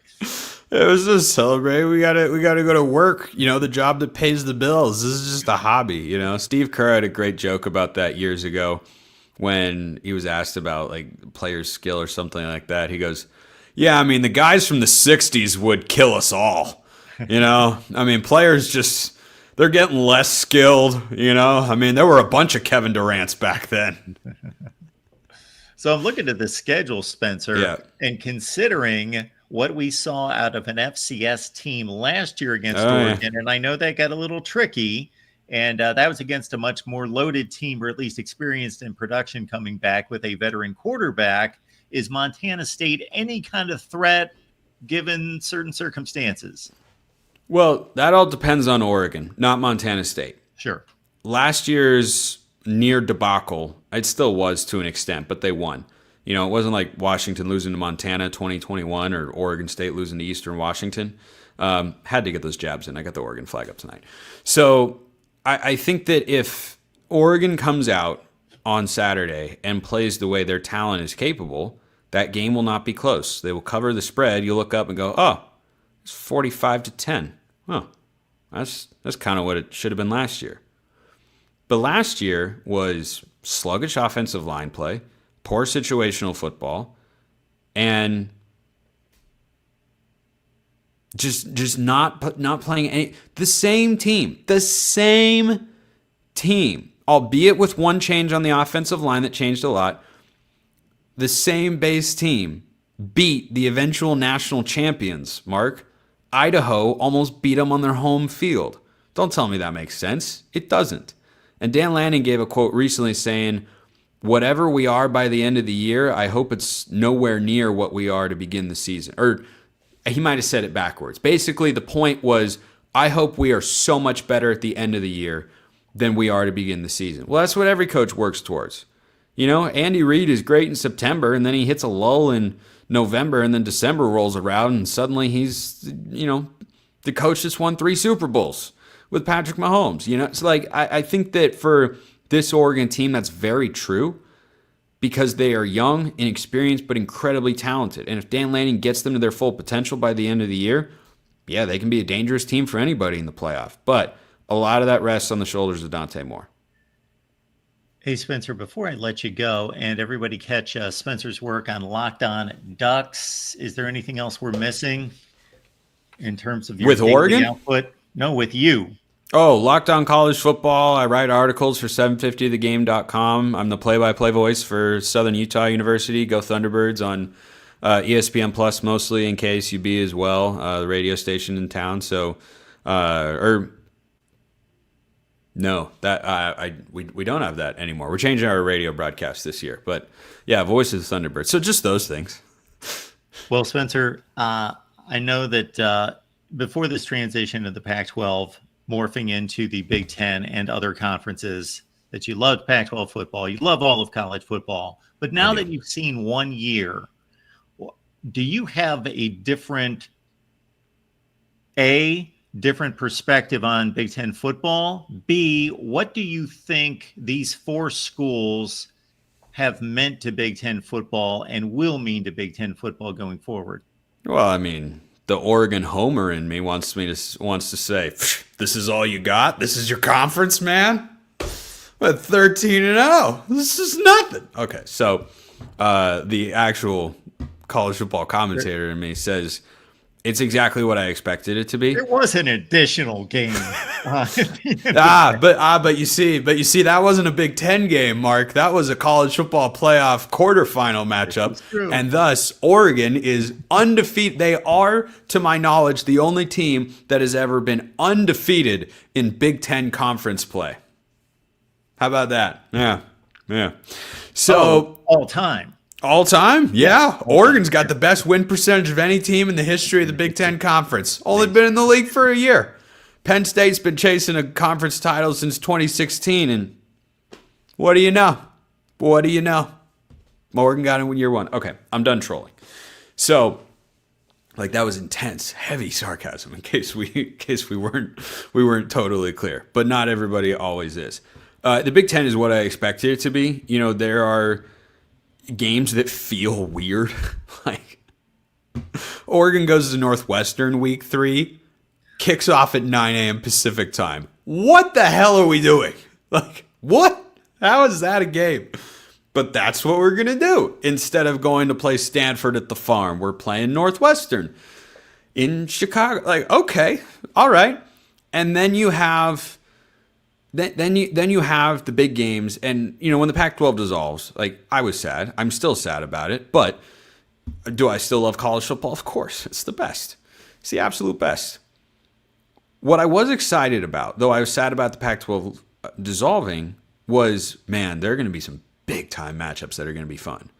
And whenever I would hear national media folks like Colin Cowherd, who should just never talk about college football, he knows nothing about the sport. Thank you. He does not give a rat's ass about college football. And I love to listen to him talk about the NFL. Yeah, he's great. He's great on the NFL and the NBA. You know why? Because he knows those sports. He follows them. He likes them. He should never, in his career, again opine about college football or Major League Baseball. He does not give a rip about either one. That is some producer telling him, you need to talk about this. And I listened to him because I listened to Joel Klatt, who actually knows college football, and he had Cowherd on. And I was like, oh, okay, I'll tune in. I couldn't get through it because Cowherd is just so unknowledgeable about the sport that he opines on it is wild. Like, he does not care about it whatsoever. Add Stephen A. Smith to that list. Yes, you can add exactly. Like, just stay. You don't see me sounding off on my podcast about the NBA or the NHL. I mean, like, I follow the NBA, not as much as I used to, but I don't sound off on the NHL or soccer. I don't have big soccer takes out there because I'm not a soccer guy. I don't have a Premier. That'd be like me launching a Premier League podcast. Like, I passively follow it. I'll watch it if a big game is on. I don't know the sport. I don't know the league. I don't know anything about that. It's ridiculous. So, crap. What point was I going to make? Yeah, I kind of led you. Yeah, I went a little. Cowherd. You're listening to Cowherd on Klatt. Doesn't know what he's talking about. Oh, I remember. So when the Pac-12 broke up, people like Cowherd were saying things like, now you're going to have more big games. As if Oregon and USC wasn't a big game. Do you not remember College Game Day for Oregon and Stanford back in the day? Have you ever seen Washington at its peak? Oregon State was on the rise. Like, are you kidding me? The whole, you're going to get these big games. Well, yeah, like, that's fun. I'm not denying. Oregon at Penn State this year is going to be awesome. Can't wait to watch that football game. It's going to be spectacularly fun. Great spectacle for the sport. But in what world did the Pac-12, Oregon-Utah was starting to become a rivalry. And then it's just, that's gone. Oregon and Utah might never play football again. And I thought, like, all of that stunk. And I could not stand those takes when people were like, well, now you get more big games. Like, what was wrong with the big games we had here? The big games against those teams are going to come in the postseason after you filter out who's actually good with the big games over here. USC was committing with Lincoln Riley, and Jonathan Smith was on the rise, and Jed Fish had Arizona cooking, and Washington was good with DeBoer, and Oregon's got Lanning and Whittingham's at Utah, and Dion was at Colorado. Like, that league was at its peak in my life when you're talking about depth. I didn't even mention Cam Ward at Washington State because they weren't as good. Like, Cam Ward went to the ACC, won 10 games. He couldn't win 10 games up in Pullman. He's in Miami, slightly different standard, okay, but still, like, he wasn't able to do that. So, yeah, it's unfortunate, and I do like the big games, like Oregon against Ohio State at home last year, probably the biggest game in the history of Autzen. Like, full stop. Kind of felt that way going into it. Definitely felt that way coming out of it. Marquee moment of Oregon football. So I like those things. The strange games feel strange, and then there are those moments where I'm like, when Oregon goes across the country to play Rutgers, we should just be playing Colorado. We should just be playing Arizona, Washington State, Cal. But hey, that's just me. I agree. Spencer, end of rant. Yeah, sorry about the mix up. I love the rants, and don't worry about the mix up because all right, appreciate it. Yeah. We just get a little contribution that's going to keep me on the air a little longer. So that's okay. Right. Sounds good. I'll talk to you later, Mark. Thanks so much. Enjoy the game. You too. There we go. Let's keep it rolling here at the Voice of College Football. We will get to Rob's call here in just a second, but I got to say this super chat did catch my eye. So first we got this one coming in from Rob. Appreciate that, Rob. Thank you so much for the contribution. You're awesome, Mark. Thanks for putting up with us. Go Irish. And believe me, I say this when I get super chats coming in. I would love to do this without the support of the super chats. If we had other things in play, that would, you guys could just, I would say, just nothing. Don't worry about it. But kind of keeps us going. And then we've got Adam. There's a lot of zeros there. Adam, thank you so much for that. That is very kind of you. And that keeps me on for, well, with Spencer jumping on, I went an extra half hour anyway, but we're going to keep going to midnight at least at this point. Mark, in your view, what are the tangible and intangible factors that make a great team, whether in football or any other organization? Wow. Adam always makes me think when I don't want to think. And keep in mind that, we're going to stick around to midnight now, and I'll be here at 5 a.m. Eastern time. They give me, 4 hours sleep? Something in that range. All right. Tangibles and intangibles. Well, first of all, I will guarantee this, Adam. With this answer, I will not mix up the two, tangibles and intangibles. I can't believe how many people don't know what intangible means. They talk about tangible qualities and they call them intangibles. I will not name some of the hosts and some of the people that I've had on just very recently that were talking about like intangible athleticism. No, that's tangible. Okay, so we will not mix those things up. Great football teams and organizations. Well, we'll start with football. So you have to have leadership. And then the leadership has to start at the top. So you have to have somebody at the top who has a vision and is able to make that vision very tangible, even though it's still intangible. I'm contradicting myself here. It's still an intangible quality, but they have to make it tangible, or they have to bring it home to the people that they're leading. So first and foremost, you've got a great leader at the top. And that comes in all various shapes and sizes and styles. That could be the do everything kind of guy that's got his hands on everything, or that could be the great delegator. There are all sorts of ways to get that done. And we've seen it throughout football and other industries. But got to have a great leader at the top who, again, has a vision. So he, first of all, has to start out with knowing what is the goal and what should be the goal. And then how do we get there, and how do I communicate in such a way?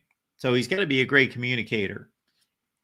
Now, I've got hung up on this in the past in regards to communication styles and communication skills, because this is kind of a flaw of mine, that I am rarely impressed with people's communication skills. But I have to understand that not everyone is going to communicate in a very formal and clear way. There are people who are very effective communicators, but it doesn't come out eloquently, but they get their point across, and the result of the communication is more about a feeling than it is actually understanding instructions. So the leader has to have a vision. They have to be able to communicate that vision and sell it. So have the vision, communicate the vision, and then sell the vision to everyone under them. And then they have to be able to, in some way, develop some level of trust from themselves to the people that are working for them or under them, whether those are players or coaches. And then they have to figure out, how do I instill trust between all of these people? So they have to trust me, and then I have to figure out ways, whether those are hokey team building exercises, which I generally don't believe in. I think it needs to be more real than that. But some people believe in that sort of stuff. But I think you need to find real, tangible, real life experiences, work experiences to figure out how can we get these people to work together and trust each other.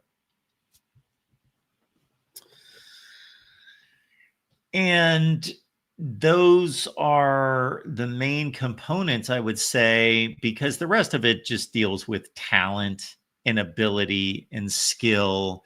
And you see all these cliches out there that kind of override talent and ability and creativity and skill. And I understand them and I respect people for trying to inspire all of us to think, I don't need great skill or ability or creativity or talent or intelligence. I can just by sheer effort and my own will push this through and become a great fill in the blank. But is that reality? No, it's not. You need both. I could have had just incredible will and drive and work ethic and inspiration and listen to every motivational speech ever known to man to become the best NBA player of all time. Well, that was never going to happen. I don't have the talent to do so. I don't have the body makeup to do so. Not going to happen. So we are assuming all those other things are in play to some degree. And of course, they can be overcome against the competition if you are just spot on with your organization, your fundamentals, your techniques.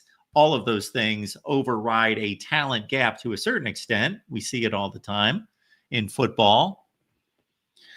But I kind of started from the top down in regards to those are the components that I think are at least at the outset of, whether it's the football coach who takes over the program that's about to go defunct, Howard Schnellenberger, South Florida, going to Miami and looking at the South Florida talent and seeing that the Miami facilities, the football program was rubbish and not supported by the university, but seeing a vision and mapping out a game plan as to how we are going to get from here to there and seeing it in his mind that we can do this because while we have all these obstacles here, we have the resources to do it. So I've got to convince these people over here that sign my paycheck that why don't we take these incredible resources that we have, which are basically all the players in South Florida and their willingness to stay in South Florida if there's a decent football product, why don't we marry the two and we can do great things?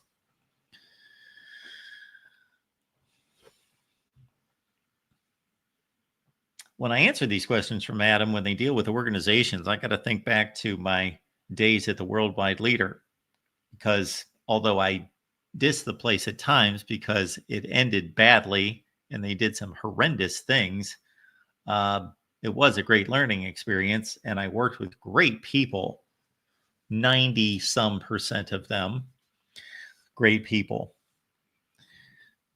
All right, Neil, thank you so much for the contribution. That's very nice of you. So wait a minute. My first stream this year. Go to bed at a decent time. I'll double over and over if challenged. All right. Well, Neil, you know what we'll do? We will honor this super chat first thing in the morning. So as part of Neil, thank you so much for the contribution. That's very kind of you. And in honor of Neil as well,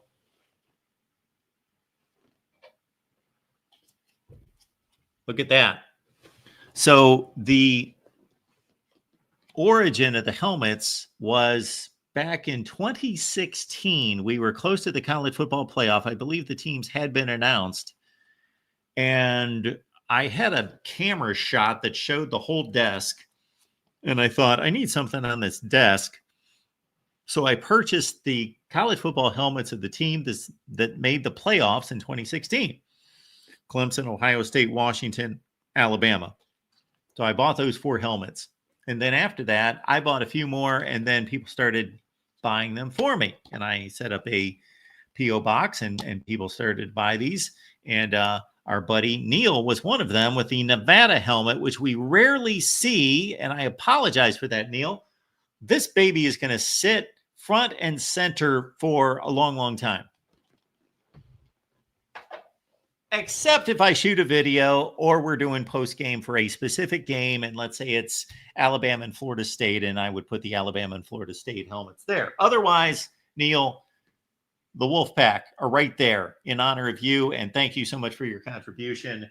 And that's not a one-time deal, folks. Neil has been sending in those contributions for a long, long time. So, Neil, it's great to see you. And good luck to the Wolfpack who are playing. What's this schedule look like for the Wolfpack this year?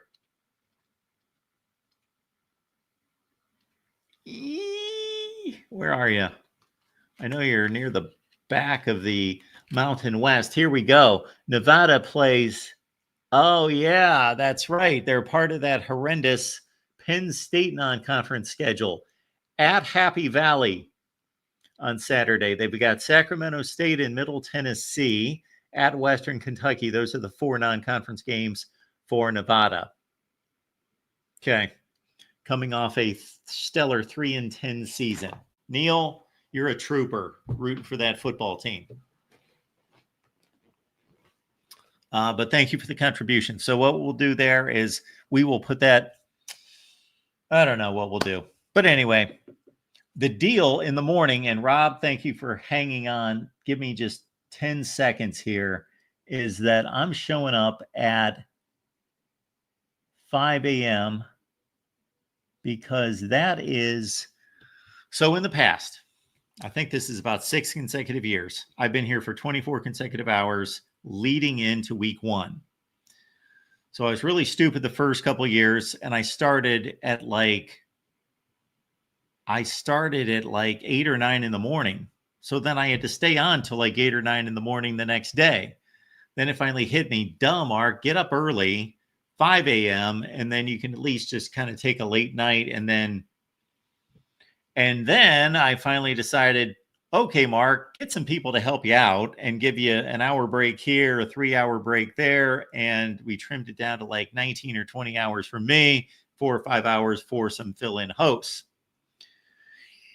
All right. This year, considering, and I'm not going to go into a pity party, the state of the voice of college football, I thought, okay, this needs to be financially viable instead of making $2 an hour for 24 hours. And so we've got, based on your support, much like tonight's show and the late night college football show every night, the $100 minimum for the continued 24-hour marathon. And it is starting to come down cats and dogs, as they say outside. And we have had so much rain in the last month or 6 weeks. My goodness, it's been constant. So I appreciate that. Thank you so much for the contribution, Neil. And Neil makes this contribution, and it would normally cause me to stay on for another hour. However, Neil has said, Mark, you better go to bed at a decent time, because I've got to get up at, if I get up at 4:50, I'm going to be a mess at 5 a.m. I'm going to have to get up at like 4:30, at least jump in the shower, and we'll be here at 5 a.m. Eastern time. And I expect none of you to be here, and we'll have hopefully somebody here listening to college football talk at 5 a.m. Eastern time. All right. Enough of that. So here's the deal. $100. We stay on the entire time, and I'm going to be here all night, all day, all night on Thursday into Friday. We got Matt Zemek closing down from 2 to 5 a.m. But if we don't get those, that's fine, because I want to watch football, and I'll check back in every probably 5 a.m., then noon, then like a pregame. Then we will be here for postgame for sure. So we're going to do pregame and postgame for sure on Thursday night. But again, there's the potential that I'll be here the entire time. And I know that it's getting late and I'm getting tired when it's difficult for me to even speak. Welcome into the Voice of College Football. We got Rob on the line. Hey, Mark, how you doing? I am doing just fine. Thanks for waiting. Yeah, no problem. It's always fun to talk So I guess first thing I wanted to say was, can the Penn State glazing just stop? Like, I mean, everywhere I go, and I talked about this last year. I don't really have anything against Penn State necessarily. In fact, I did have a criticism with Brian Driscoll, who I typically respect. He's a big Notre Dame guy like me, but he hates Penn State. Like he can't stand them for some reason. But and I was Yes. fine. I'm sorry Penn to cut State. you off, Rob, but leading into the playoff last year, we had one particular Notre Dame show. So Brian was jumping on with me every week last season into the playoff. So he was gracious enough, and I actually talked to Brian tonight, but he was gracious enough to do a Notre Dame show with me. But one week in particular, boy, we went at it about Yeah. Penn State. And I was not necessarily trying to target Penn State as being like one of the 2 or 3 best teams in the country. I just thought that they were a little bit better than what he was. And that's probably the most at odds we've ever been, but it was kind of amusing. Right. And it was funny because at last year I thought, yeah, Penn State's a good team. They're a really good team, definitely playoff worthy. But I felt like Notre Dame, like we were better than them. And it kind of played out that way in the playoffs, but we were so banged up. I mean, and they, Abdul Carter was hurt. So it wasn't like full team versus full team. But the thing about Penn State is if you look at Georgia, what did they lose the year prior? So like last year, they're starting Carson Beck, yes, but they lost Ladd McConkey and Brock Bowers. And look what that offense turned into. Not that Carson Beck, he still threw like 28 touchdowns. He had a 3,000 yard season. I mean, it wasn't a total wash, but he clearly struggled when you took away his safety blankets. And now Penn State and Drew Aller, who I don't think is even as good as Carson Beck, in my opinion, Drew Aller is going to lose his biggest safety blanket that he's ever had in Tyler Warren.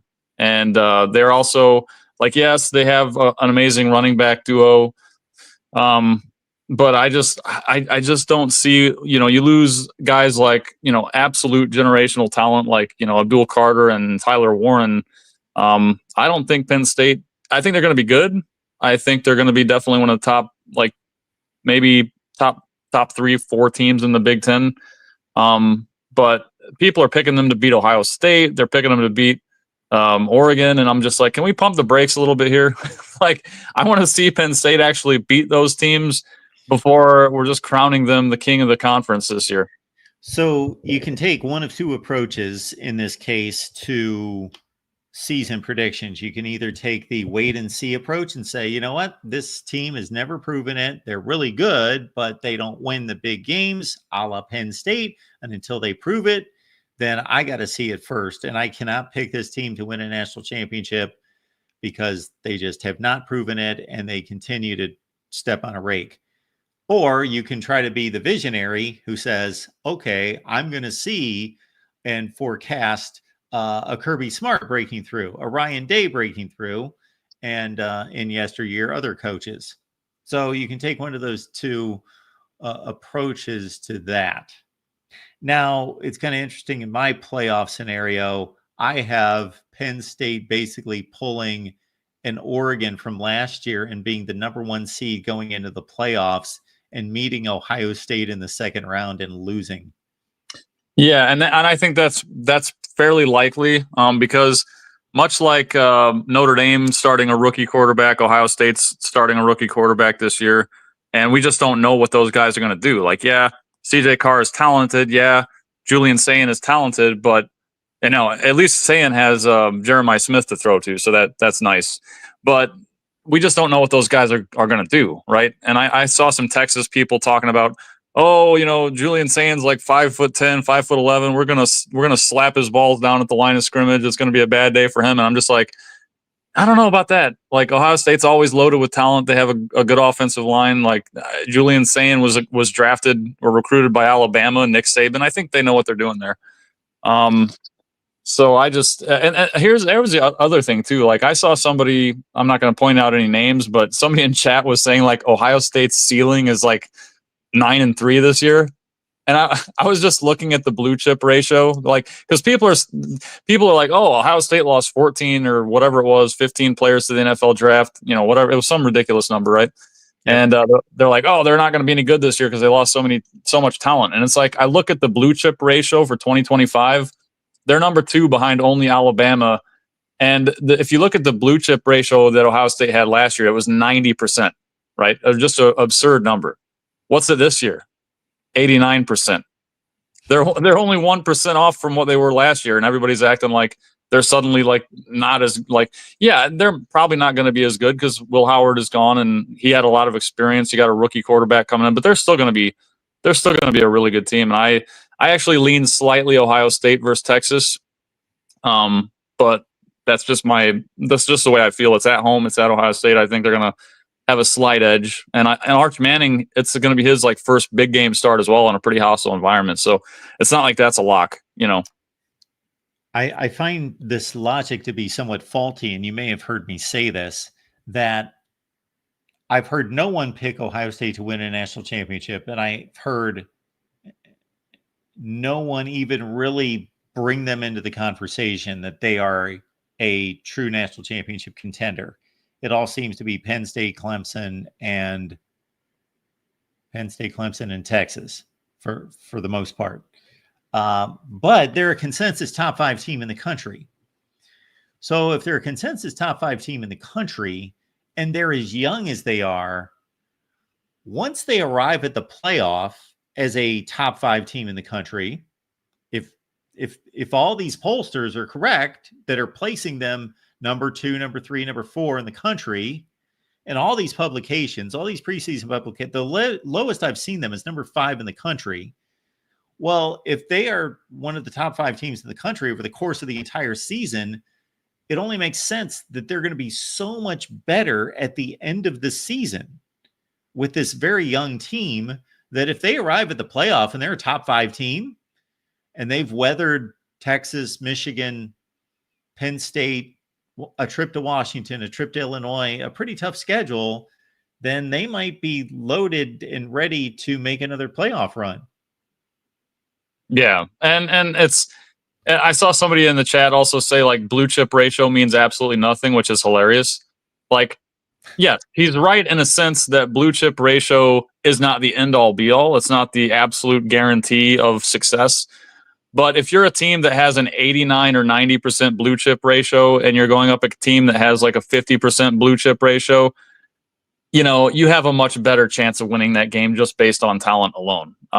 Because yes, not all 5 stars pan out, not all 4 stars pan out, but the more of those guys you have, the more of them will pan out and the more NFL talent you'll eventually have. Anyway, that's like beside the point. I just think my picks for week 1, I'm leaning, like I said, slightly Ohio State over Texas. I'm leaning slightly Clemson over LSU because I think Clemson is a super hostile environment, and Brian Kelly just hasn't had good success in week 1 down there with LSU. So I got Clemson winning that game, and I'm slightly, and I hate to say this as a Notre Dame fan because I don't want to jinx myself, but I'm slightly leaning Notre Dame over Miami. I think they're just going to have that, their defense is going to travel. And I really believe in the run game. So I don't think they're going to put a lot on CJ Carr. I think they're just going to try to, ground and pound Miami and go to a victory that way.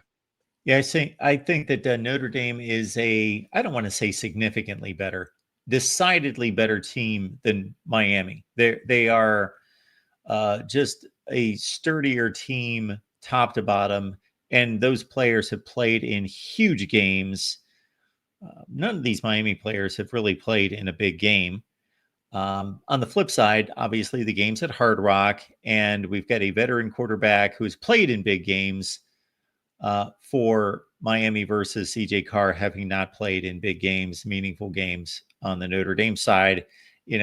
Kind of, well, in a worse situation than Julian Sayin because Sayin's playing at home, but both of those quarterbacks having really never stepped onto the field in a meaningful situation against a good opponent, being really thrown into the fire, not getting that usual cupcake for week 1, then the big opponent in week 2. They've had to go right into it. It would be interesting to go through recent college football history and see what first-time starting quarterbacks had to face just extremely, let's say, top 10 teams in the nation, their first start. Right. Yeah, it's always tough. I mean, and I feel a little bit better about having to face Carson Beck because the guy, say what you want about him, he's got proven success. And you can look at last year with his wide receivers dropping the ball all over the place. That wasn't all on Carson Beck. Sure. But he did have a pretty terrible rating when he was hurried. Like, I think he was one of the worst quarterbacks for Power 4 starting quarterbacks when he had pressure. So he still didn't have a great year last year, but I think he's going to bounce back this year. I just feel like that, but I do think Notre Dame is going to win that game. But no, you're right. Notre Dame I think they're a better team than Miami. And I think if you look at Notre Dame at the end of this year versus at the start of the year, I think they're going to be much better because I think CJ Carr will have gotten used to the offense by that point. Just like last year with Notre Dame, they were not clicking at all cylinders for the first 5 weeks. It took a while till they got that bye week and they were able to self-scout and, Den Brock was able to work with Riley Leonard a little bit more and get him comfortable with that offense. So I think Notre Dame at the end of the year is going to be a much more powerful team than they are at the start. And that's what sucks about the schedule this year. We got Miami at Miami, which Notre Dame has won 4 out of the last 5 matchups against Miami, but all everybody wants to talk about is the 2017 game where Notre Dame got their teeth kicked in. That's fine, but Notre Dame does have, I think they're 0-6 in their last 6 trips down to Hard Rock against Miami. So that's going to be a big test for them. Different coach, different team. I think I'm leaning that way, but still very excited to see it. And I think I got to shout out Moose here. He said 31-17 Notre Dame. I like that. Thank you, Moose. But I think that's it. I think I'll let you go, Mark, but always good talking to you and the rest of the people here at College Football, Voice of College Football. Appreciate you being here, Rob. Yep. Enjoyed the game, but we'll probably talk in the meantime. All right. Sounds good. All right.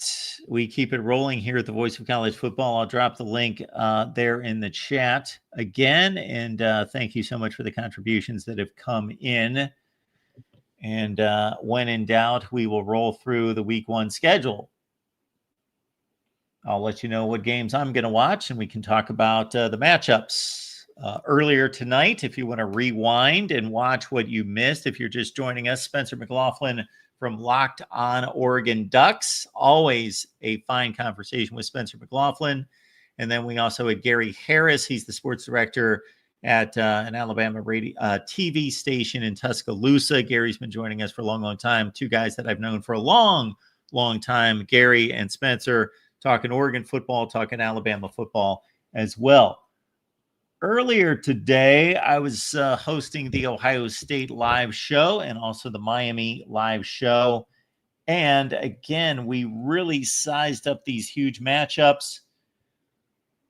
We had Chip Brown on from 247 Sports to size up Texas for us, give us the Texas perspective. Chip Brown from 247 Sports. So the Ohio State live show is a really good one. If you want a complete breakdown on Texas, Ohio State, Chip has joined us twice in the last 6 weeks. Check out both of those live streams on the Ohio State channel. And then we had a great conversation. Cam Underwood from State of the U, Trevor Trowbridge from Irish Breakdown. So we got the Miami Notre Dame angle lined up as well on the Miami show.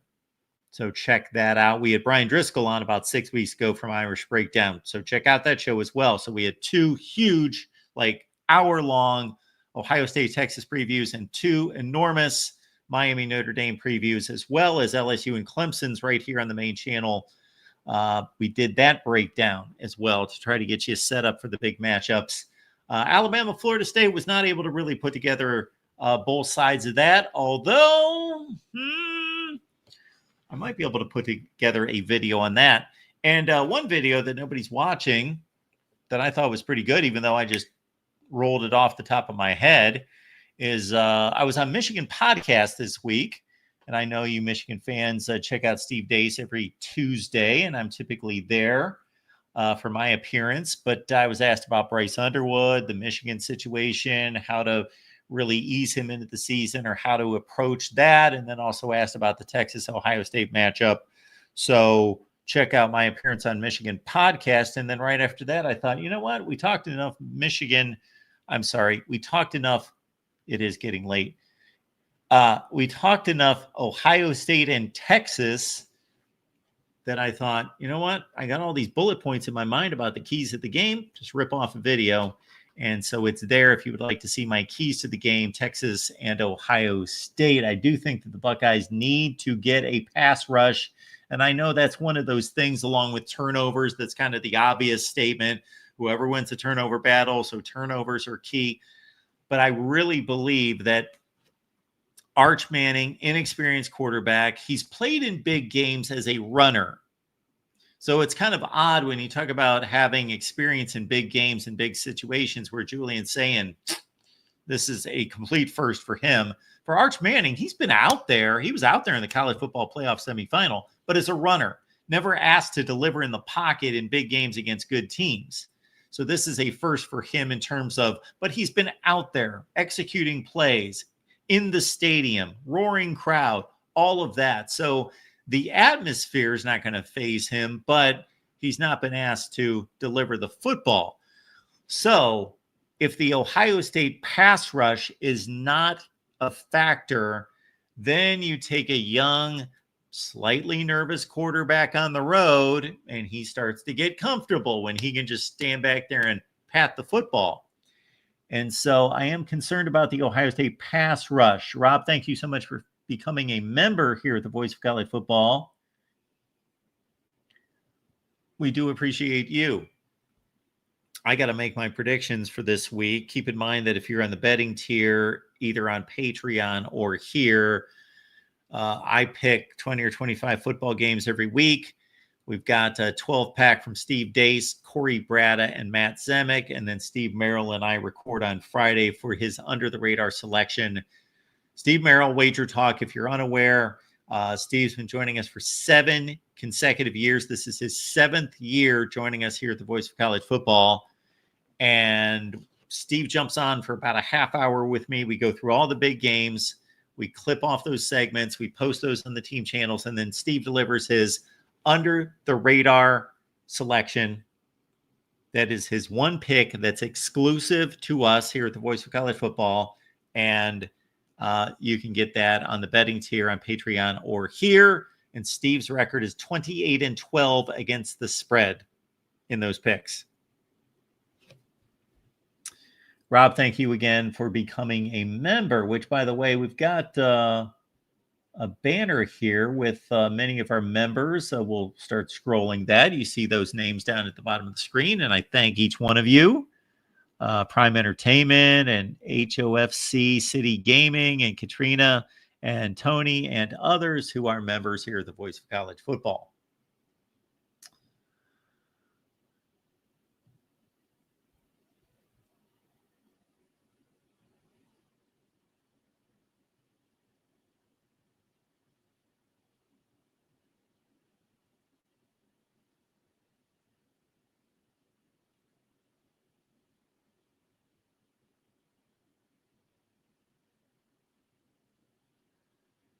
The Michigan-Ohio State battle rages on in the chat.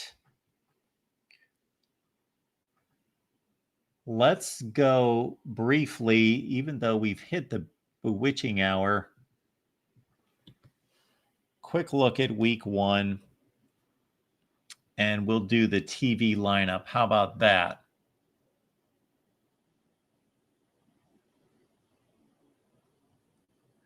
Before we bid adieu.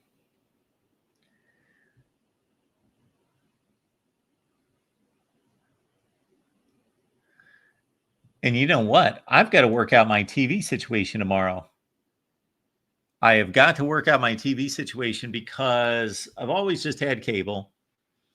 And then when I left Connecticut, I shut down on the cable, never got cable again. Then I had like all sorts of different things, typically YouTube TV. And then after last football season, I let the YouTube TV go. And now they're waging war with ESPN, right? It's Fox. Fox. Is it Fox or is it ESPN? I don't remember. One of them waging war. I think it's Fox. Fox and YouTube TV, correct? That's the issue. So sometime before tomorrow night's game, I'm going to have to pick up Hulu or YouTube TV or something. because I was fine this past weekend. Really, I found every game on YouTube. All 4 football games last weekend. Now, that's not going to be the case. Plus, I like to have, of course, at least 3 screens going with games. All right, let's size it up here. And I got to start thinking about predictions here. Thursday, 5:30. I love this. I love this. I love it because if you're geared up for like 7 p.m., but you're like me, you work from home, you could have TVs on all the time, watching games. That's why I love the bowl games in December in the middle of the day. Boom, 5:30. We've got football on at 5:30 in the afternoon. ESPN South Florida hosting Boise State. Boise State scheduling South Florida. Interesting little matchup right there. I would guess Boise State's probably a 11, 12-point favorite. That would be my guess. I've not looked at it. This second game here is a possible upset. Ohio at Rutgers. BTN, 6 p.m. Eastern Time. Look out for that one. This also was an upset last year. East Carolina beat NC State last year. That was a bowl game, right? East Carolina beat NC State last year. And 2 years ago, when NC State finished at 9-4 that season, East Carolina took them to the wire. That's when the Coastal Carolina quarterback, Grayson McCall, was starting his first game at NC State. So that's on the ACC network. Then I have no use for any of these games on ESPN Plus or Missouri taking on Central Arkansas. The next game that matters to me, Buffalo at Minnesota. Again, not necessarily a gimme for 18-point favorite Minnesota playing at home against Buffalo. The Gophers coming off a typical PJ Flex season, 8-5, FS1, Minnesota and Buffalo. So depending on how good those other 2 games that I mentioned are going at that point, I may just lock in on the 2, I was going to say 2 8 o'clock games. No, it's an 8 o'clock game and then the 9 o'clock game. If I could only watch one game on Thursday, it would be Nebraska at Cincinnati. Nebraska at Kansas City playing Cincinnati. It's a farce that Cincinnati's listed as the home team here. Nebraska, Cincinnati. I wonder if they signed a home and home. I should check on that to see, because Nebraska is going to play Cincinnati and Kansas City. Then they'll play them at home anyway. And then at 9 o'clock Eastern, we've got Wisconsin and Miami. Friday, again, I love that there's an option before 7 p.m. Eastern Time. I know it's Army and Tarleton State. I say I love that, but am I going to turn that on? No. Michigan State, Western Michigan. Michigan State always plays the directional MAC schools, the directional Michigan MAC schools early in the season. FS1 game. And yes. We got 2 really nice games on Friday night. I love this set of 8 p.m. Eastern Time games here. Auburn, Baylor, interesting game, fascinating game. And also this second game with Georgia Tech and Colorado. Many people like Georgia Tech as a dark horse in the ACC. I picked them to go, I believe, 7-5, 8-4. And I like Auburn to go 8-4 this year. Phil Steele has picked Baylor to win the Big 12. 2 excellent, just intriguing games. I love the Friday night slate. Okay, we go to Saturday. Of course, the big showdown at the Shoe, Ohio State, Texas. My second game, if I'm watching it, I usually have 3 games on, but I can only really watch 2. I really would like to watch Northwestern play Tulane. I really want to watch that game. But the snob in me will veer toward Tennessee and Syracuse. So Ohio State, Texas. Now, if I go to my buddy's house, I've been invited. He'll just be Ohio State, Texas all the way, and I'll maybe bring my laptop and watch another game at the same time.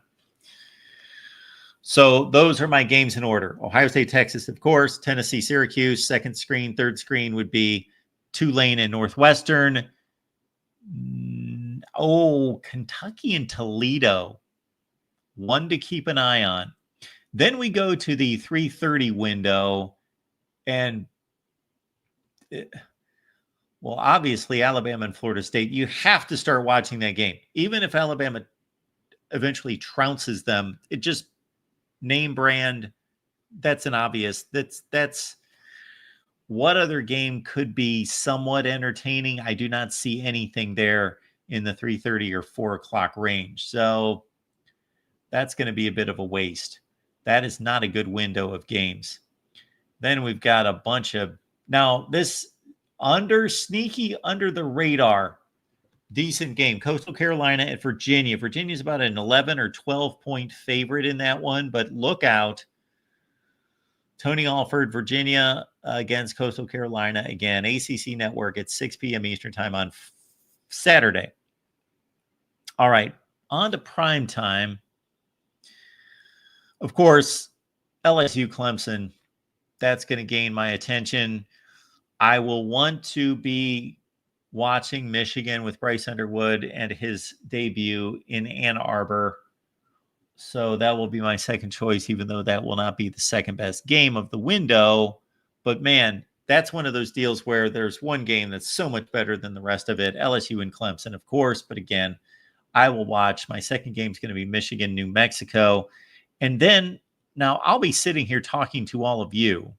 But I love this UCLA Utah deal out at the Rose Bowl.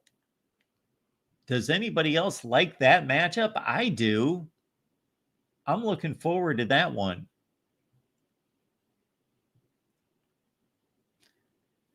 UCLA hosting Utah. Again, I'm going to be sitting here, but I'll have it on a screen somewhere to watch it. All right, folks, that's the deal here at the Voice of College Football. You're going to see me in 4 hours and 49 minutes. So I'm going to sleep for about 4 hours, and you will see me soon. You will see me soon. And if you guys keep me going all day, and I have to sit here for 24 consecutive hours, and I'm not complaining because that's what the deal is, I will have to do my predictions while I'm talking to all of you on Thursday, because I have yet to do my predictions. But we will get to that. I am 1-0 against the spread. I am 0-1 straight up because I picked Kansas State to beat Iowa State, but I did take the Cyclones plus the 3.5 points. Gil says, rest up and we'll see you later. Yes, 5 a.m. Eastern time. Thanks so much for the contributions, Neil and Jackson and Adam. Thank you so much. I appreciate those. And you will see me bright and early at 5 a.m. Eastern time for the beginning of college football season. The official beginning, week 1. The marathon starts at 5 a.m. Eastern. Have a great night.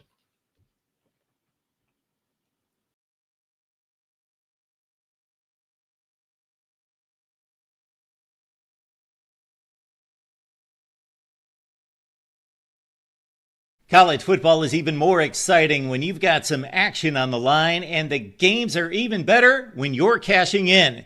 And the Voice of College Football is the place to be to get the greatest value. Start with my picks. 75% against the money line, 58% against the spread, and I've got a 40-plus year track record. 11-0 in the college football playoff for me last year against the money line, 8-3 against the spread. And I'm just the warm-up act. Steve Merrill of Wager Talk is our ace in the hole show stopper. 7 years with the Voice of College Football, over 30 years in the industry.